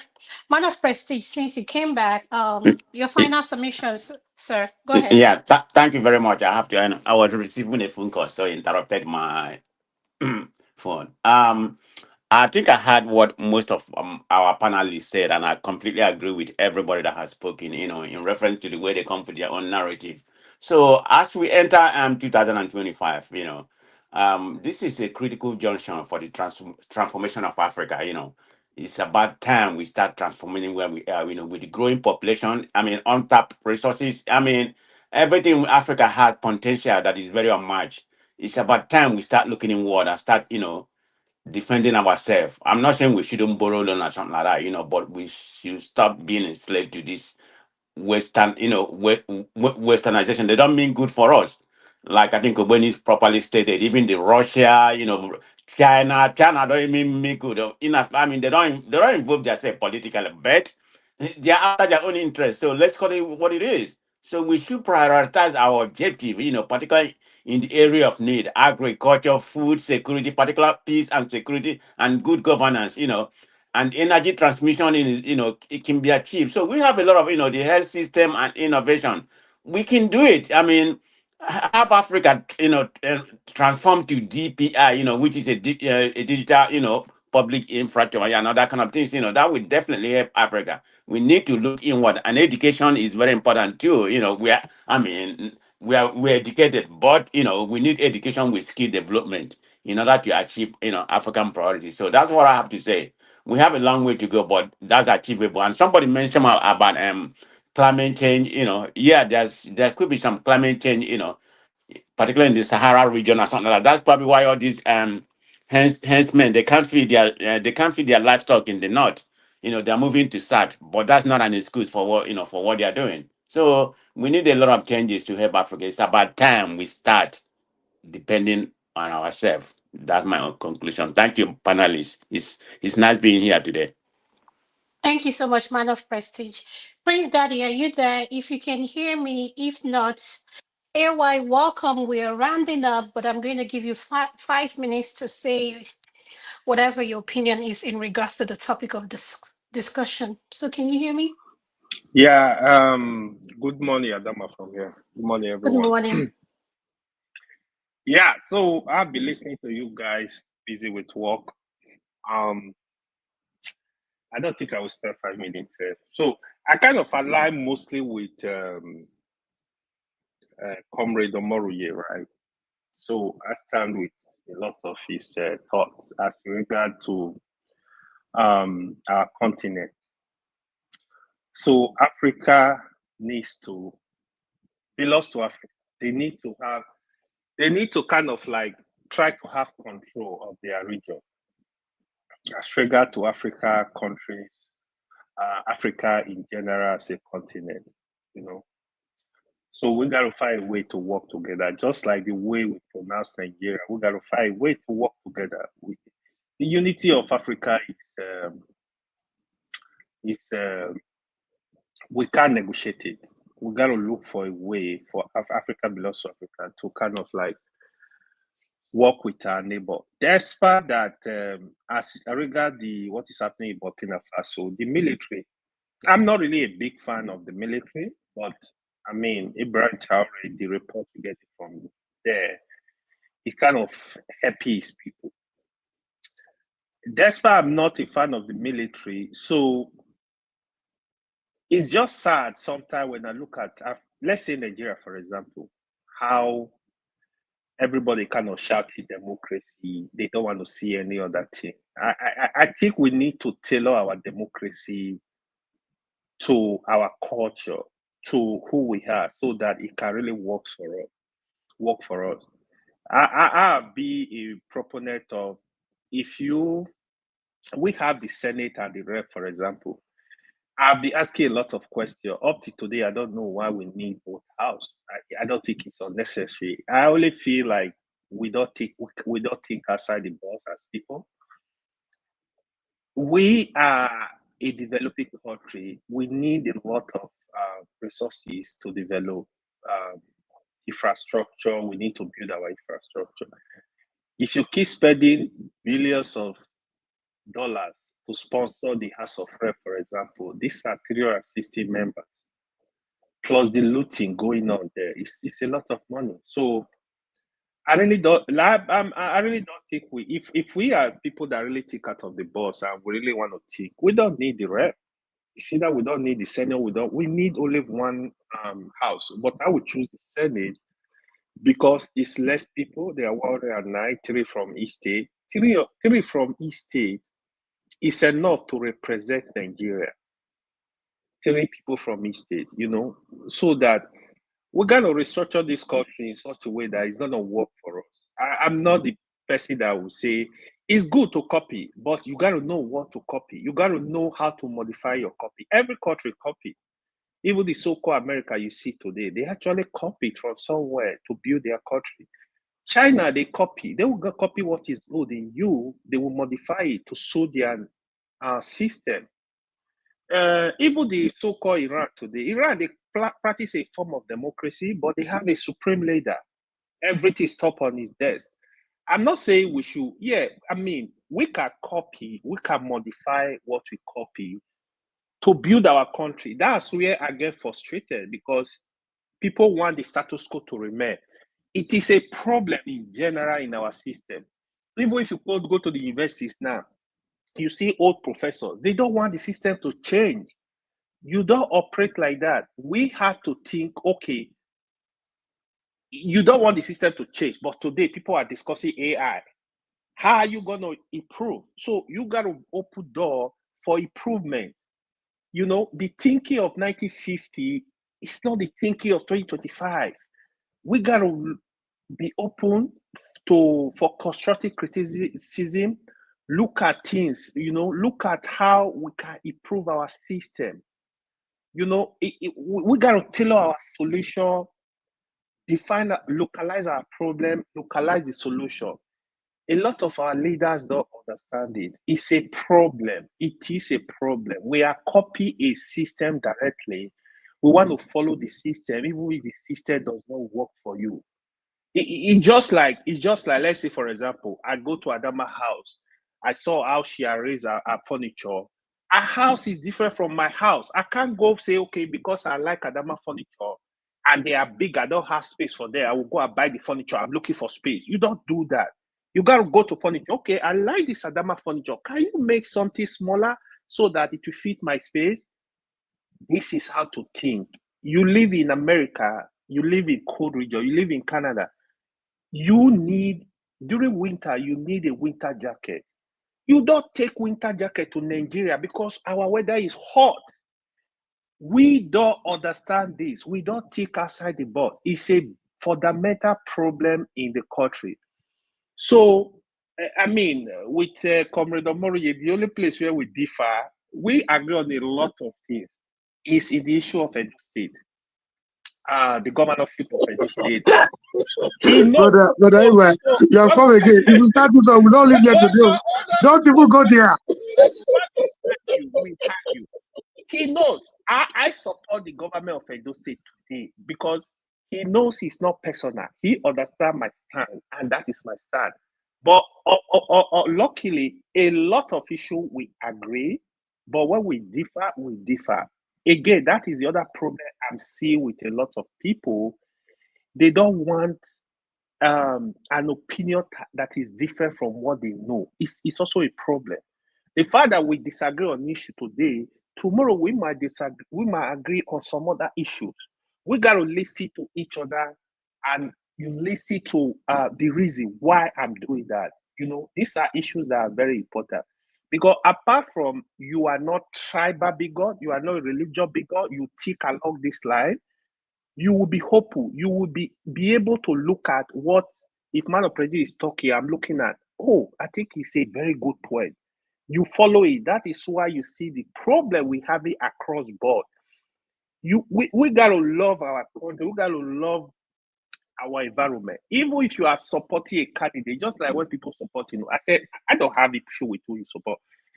You got to love your country. When this person is going astray, speak up, hit hard. There is nothing like absolute support, except you are a card-carrying member of a political party. You say, my loyalty belongs to my party. I get you. But when you are hopeful, you really want progress of the continent, progress of the country, you should be able to criticize. You should be able to do this. So because even the politician we talk about, if we keep supporting this politician blindly, now you lose. Look at today now, the Delta State governor just moved to APC. There is nothing you can do about this guy. The last Labour Party candidate in Edo State, senator, he moved to APC today. He must say I'm moving. So if you keep following these people based on political affiliation, based on tribal, they no send you. This only one interest. That's why I know they fight for politicians. I know they fight for politicians or rich people. I have said it. Even it's just like how a lot of people support Peter Obi. If Peter Obi decide to move today to OPC, are you gonna kill him? Nothing you can do. These are politicians. He can actually do it. Nothing will happen. The worst, you say you're not supporting again. The former candidate, the person that was supposed to be candidate in Anambra for Labour, he moved to APC. Everybody not for. Politicians don't care about you. The Nigerians don't understand that. You see, even in the Senate, even in the rep, they don't fight. The only time they fight is either sharing of money, sharing of appointment, sharing of nothing more. If it comes to any other thing, they will not divide themselves. When it comes to election, they don't fight for the people. Yeah, they don't fight for the people. When it comes to election, they go to their tribe. They start telling you this is business. They hate you because you are not this. They hate you because they do. So we need to do more as people. We are intellectual. We are exposed, especially most of us. We are in abroad. We are exposed. We see what is going on. We should be able to love our country, speak to issues. Can I say something, please? Can I say something? Let him finish. Let him finish. Okay. I think I'm done. You can let him go, Adam. I'm done. What I want to say is just to in response to what he's talking to. Thank you very much. I greet everyone. Well, I think a number of us on this, speaking right now are from Edo State. Now, this is not to question the choice of the people of Edo State. They have a civic responsibility to vote their choice, and to not be questioned morally for whatever choice they decide to make. But can you say that your rationale that we should vote, as you suggest we should, can you say that was applied in the most recent elections in Edo State? Can you repeat that? What do you mean? Can you repeat that? Can you say that because you're advocating for more sensible voting by the voting populace, and you're advocating that voting tendencies should be devoid of ethnic sentiments or other irrational. Can you say that was the case in those states recently? Oh, you don't even know. Okay, let me educate you about those states. Luckily, there are no people on this platform. That's exactly why I put the question to you. That's why I put the question to you. You don't go come here. Okay, can you wait?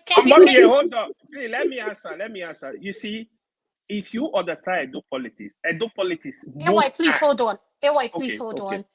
Omoyo, let AY answer the question, then you can pick it up from here. Because this is my special arrow, so let him get the answer he wants. That's why I would have ended the show, but since Arrow came in, let me leave it for a little bit. So AY, over to you. Yeah, I don't know the name of the person that asked the question. The short answer is yes. Edo State election, usually they are not based on tribe. So the only person that tried to bring in tribal policies to Edo State was the former governor. The present governor of Edo State is from the minority tribe in Edo State. I mean, like Edo is more like Nigeria. You have the three major tribes. So that is like number 3. So the governor is from there. So Edo politics is kind of different. If you follow Edo State during Tony Aneni could have installed his son. The power he had in Edo, he could have installed somebody from his village. He didn't do that. So he rather, the governor during Tony Aneni was from Benin. Benin, they have the population up to like 60% of the voting population in Edo State. But despite that, because of the failure of Obaseki, Benin people refused to come out to vote. Obaseki politics was horrible. Apart from his performance was woeful, he didn't have connection with the people. It was a problem. He was able to unite the state. It's a problem. It was fighting on literally everybody. From if you go into that election, let me break it down for you. But Obaseki, did Obaseki not win 2 terms? Am I mistaken? That is different politics. I will explain to you what if you need that explanation. Let me just break it down for you, right? So in 2020, when was Edo State election? 2024, Abi. In 2024 Edo State election, 99% of Edo State politicians from PDP, from APC, they were against Obaseki.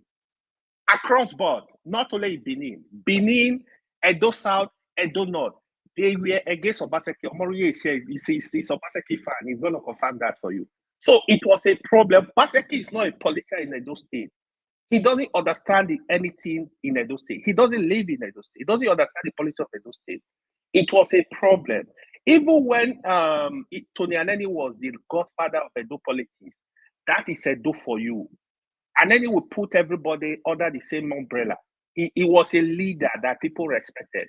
I'm not a fan of Tony Aneni, but when it comes to politics, give it to him. He know how to organize the leaders across board.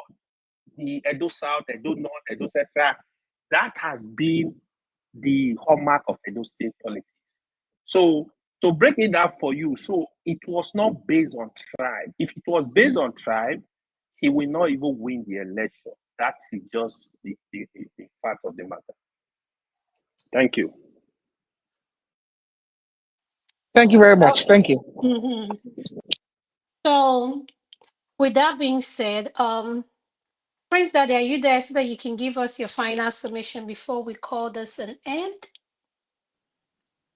Madam, I thought you said you're going to come back to me. Okay, go ahead. Go ahead. I'm sorry. Comrade, go ahead. You can speak now. Go ahead. Thank you very much. It's always a delight when you are moderating, AY, I don't want us to, if we go into the Edo State politics, if we go into the Edo political debacle, we will not live here today.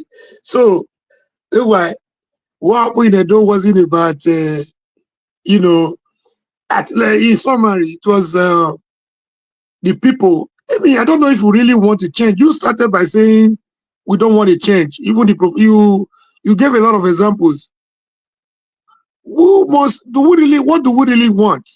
Obaseki wasn't perfect. Obaseki wasn't a man of, he wasn't the regular politician, the professional politician. They wanted to bring something new. He wanted to bring an innovation, political innovation, so to speak. Taking the power back to people. Was it perfect? Absolutely no, it wasn't perfect.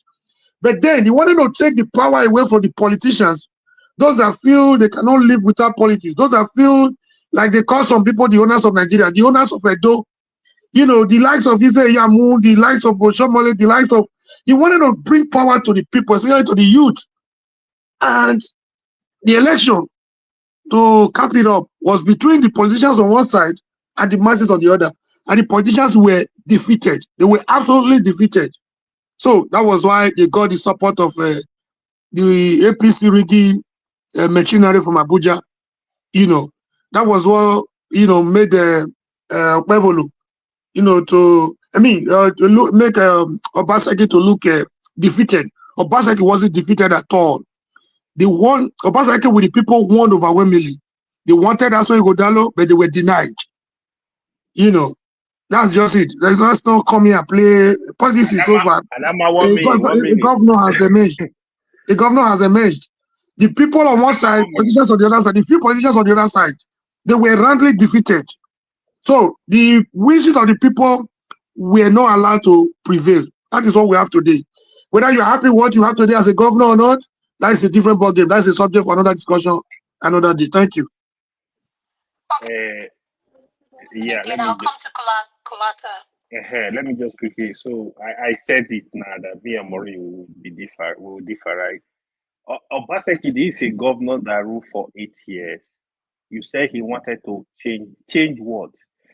He didn't do anything for the state. You can't. He did a lot. He laid a lot of foundations. If I come here to announce, one day you asked me, I was trying to narrate them. He didn't listen. You will name it for people. He laid a lot of foundations that with that. It's not about the bridges of the road. Which foundation? Which thing they build when they lay for? Hold on now. Hold on. Today, go and confirm. Don't listen to. Okay, why are we even calling Obaseki? Obaseki, you want to be a godfather? The person will tell you, oh, we don't believe in godfather. Then after ruling for 8 years, damaging the state, you want to be a godfather. No, he wasn't looking for a godfather. He wanted to transit. Go to Edo State today. They will tell you, oh, the governor does not speak grammar. Yes, but he's doing the work. He's working as we speak. Omorie will confirm that for you. The governor is putting structure in place, infrastructure. Edo State, I don't know, some of you know Edo State. Go to Benin. Benin was a dead zone. Before, Oshomole did quite good project in Benin during his period. During Obaseki, there was no change. Now the governor is there. He's almost completing a flyover already. This is probably a few months when he resumed office. He started his second one. Road infrastructure, road network. He's building road network. Misplaced priority. Misplaced priority. Governance is more than a flyover. Hold on now. He's building infrastructure. People are happy. Go to Edo State. Trust me. Even if Supreme Court cancel that election, you conduct another election, Obaseki and his team will lose in Edo State. We need to keep sentiment apart. There is no politician in Nigeria living that can defeat Oshomole in an election in Edo North. And you are there. It's not rigging. People need to stop this madness. When Peter Obi was campaigning in Edo, I told my friend, I said, Peter Obi will win Edo State. I said, Peter Obi should forget Edo North. Because Oshomole is a big threat to Tinubu. Oshomole will give instruction, people will move because of what he did for the people. These are not rigging. Everything is not rigging. There are politicians that have capacity. You don't go to Kano, you want to defeat Konko. So there are politicians that have capacity to deliver their unit. It's not everything is not rigging. Politics is local, and there are politicians that have the strength to deliver their environment. We need to give credit to them. It's not easy to build that to have that capacity to do that. So I don't like. I mean, if the governor is not doing right today, you will hear me criticizing the governor. Anybody that know me, I don't give a hook about anybody. Like, if you are messing up, I will call you out straight. But as of today, the governor is doing well. I'm following up his activities. He's doing good. If people that are telling you Obaseki for 8 years, he's a loser.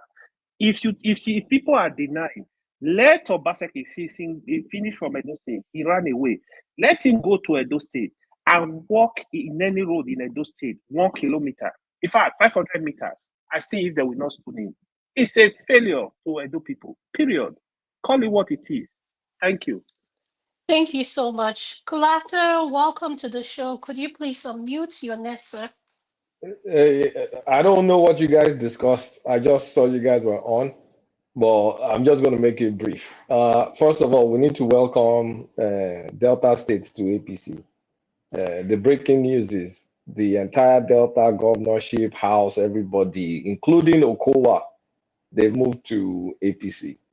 We know Akwa Ibom is in APC. Calabar. Really? Okowa said don't go. Okowa Yes. to don't go. Yes. Really? What about Oduagwa? And I know Ibori is already gone. Safe. I know Ibori was gone a long time ago. They not put the track for name. The entire Delta states have moved to APC. So Oduagwa.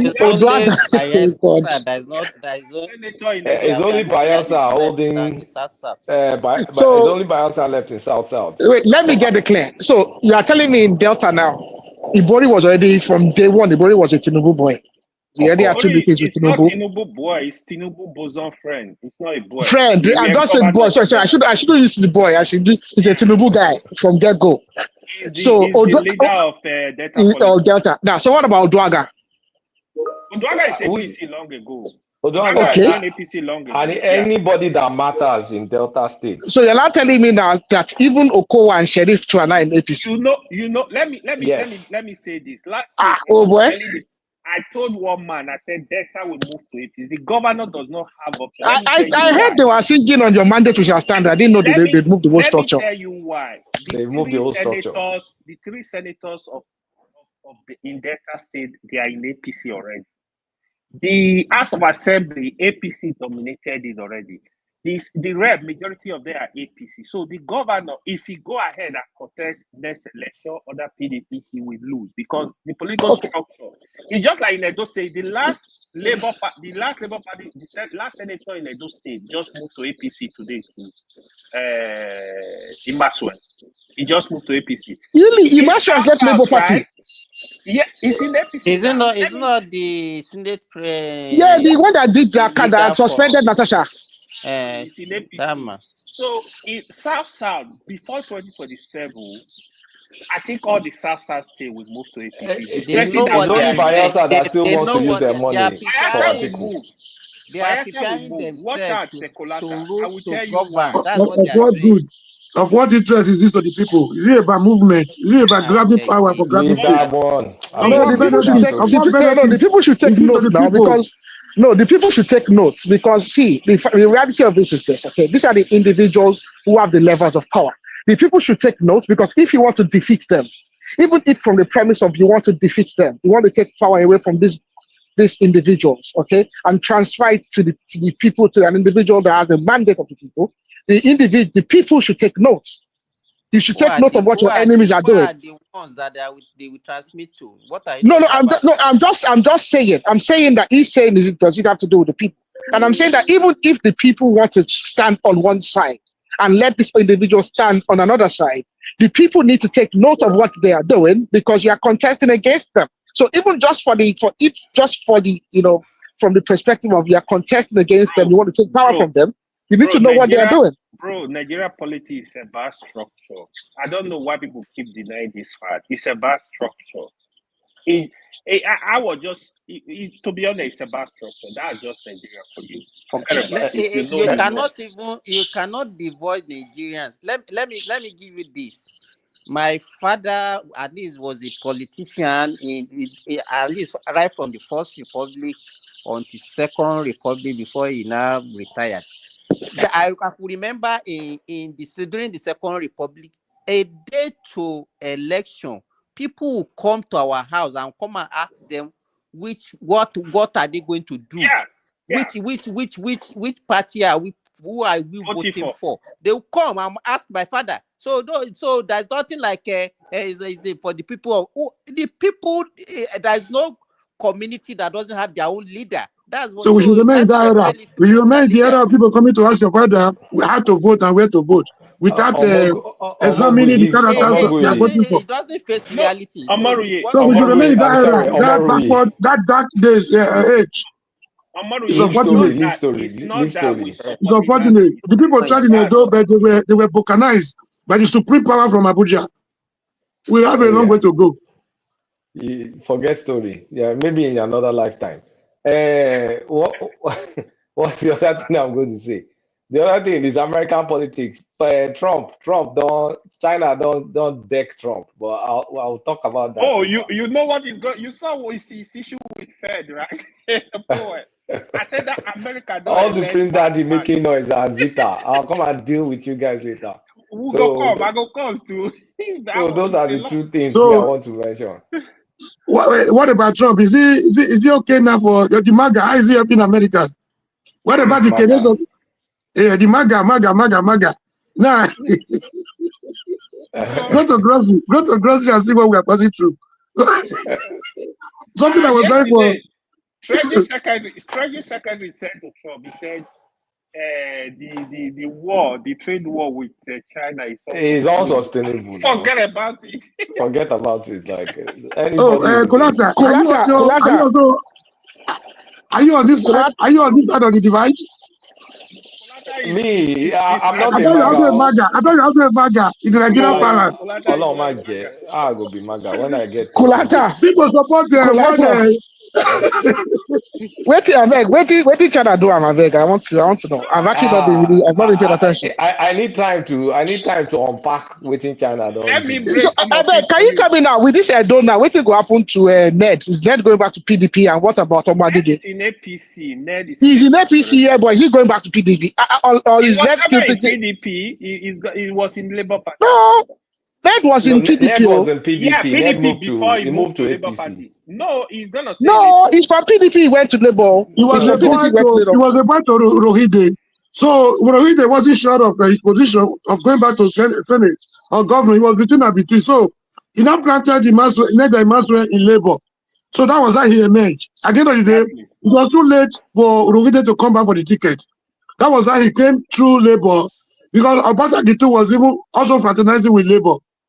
So he was playing a double game in the So what about Omagege? What is Omagege's situation now? Omagege is not. It's there.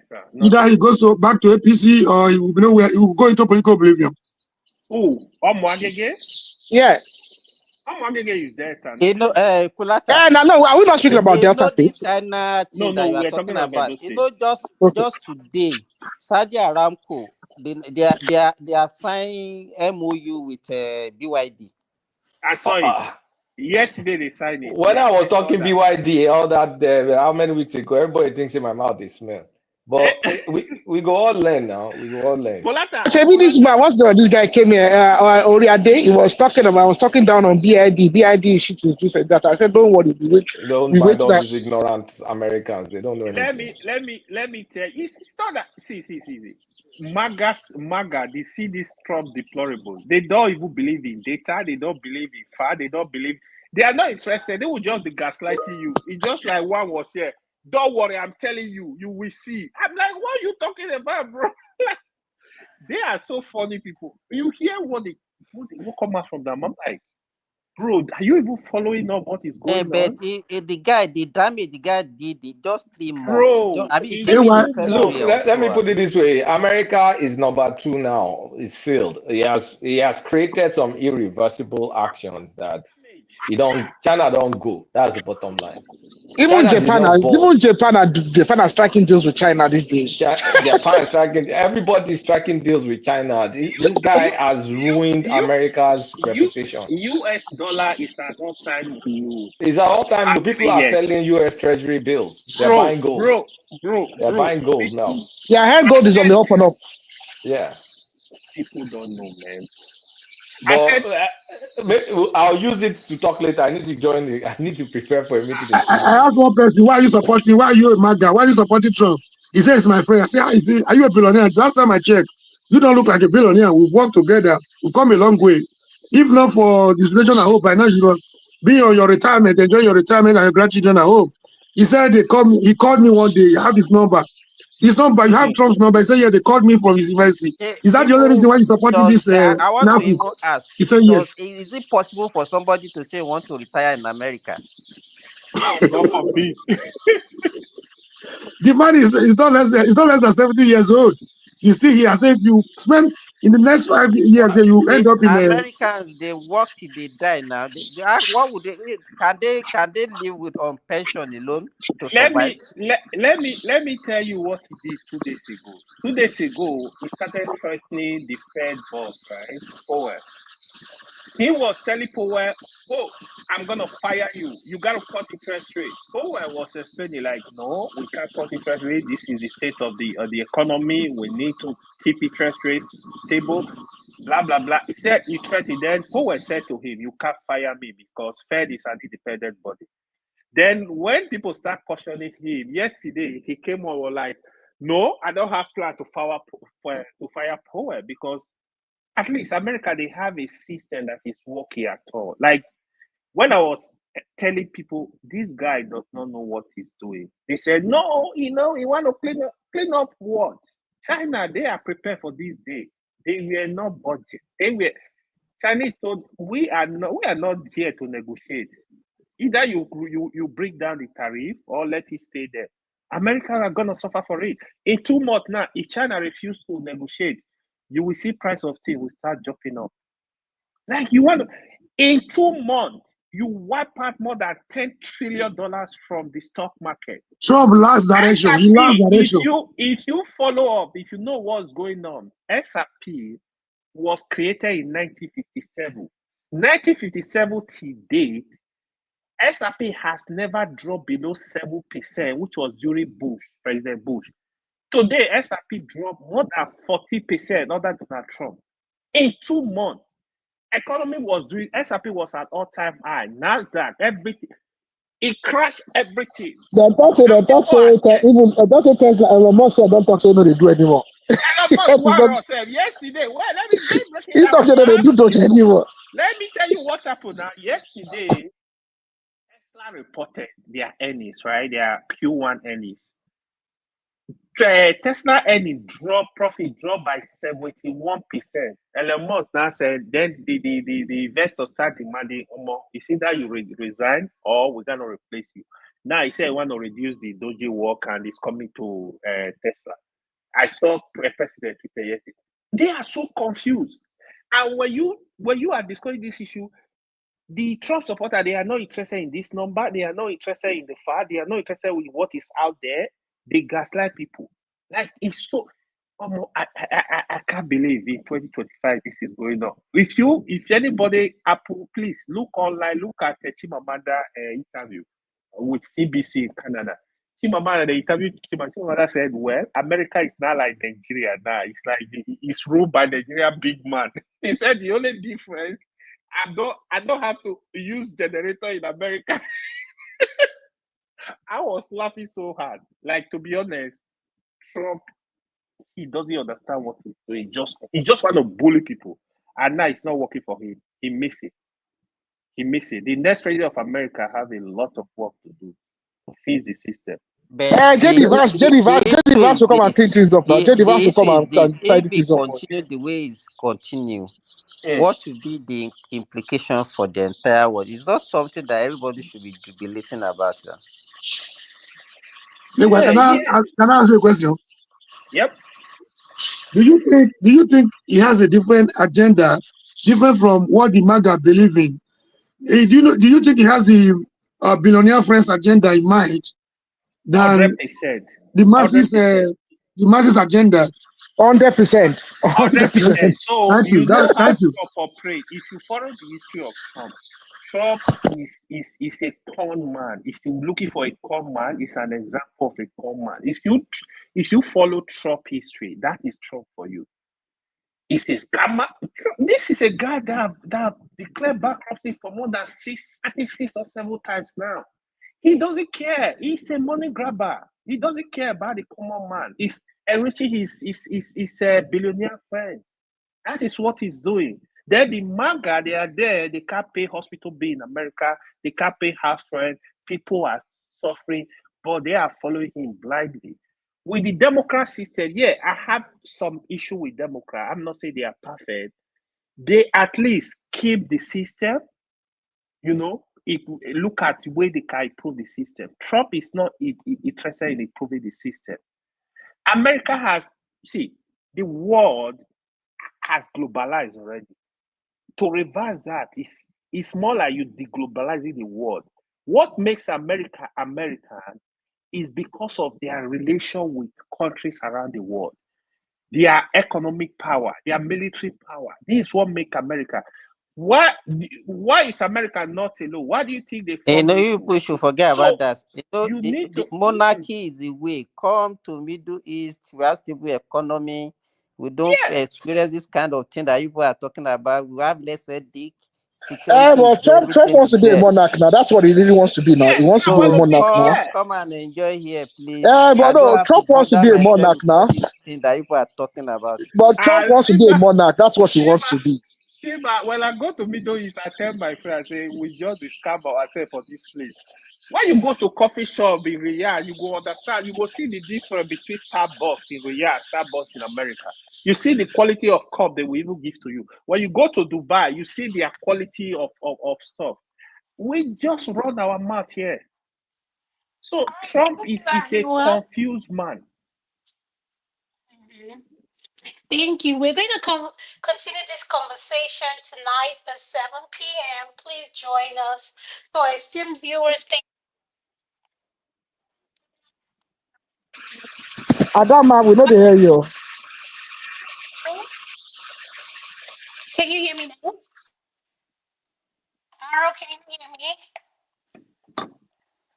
Can you guys hear me or I'm Yeah, not? we can hear you. We can hear you now. We can hear you now. Okay. All right. I just want to tell our esteemed viewers, thank you for joining us in this section. We're going to be back tonight at 7 p.m. to all the panelists that joined. Thank you. We're going to call this section an end. You all have a productive day. Bye-bye. You're welcome.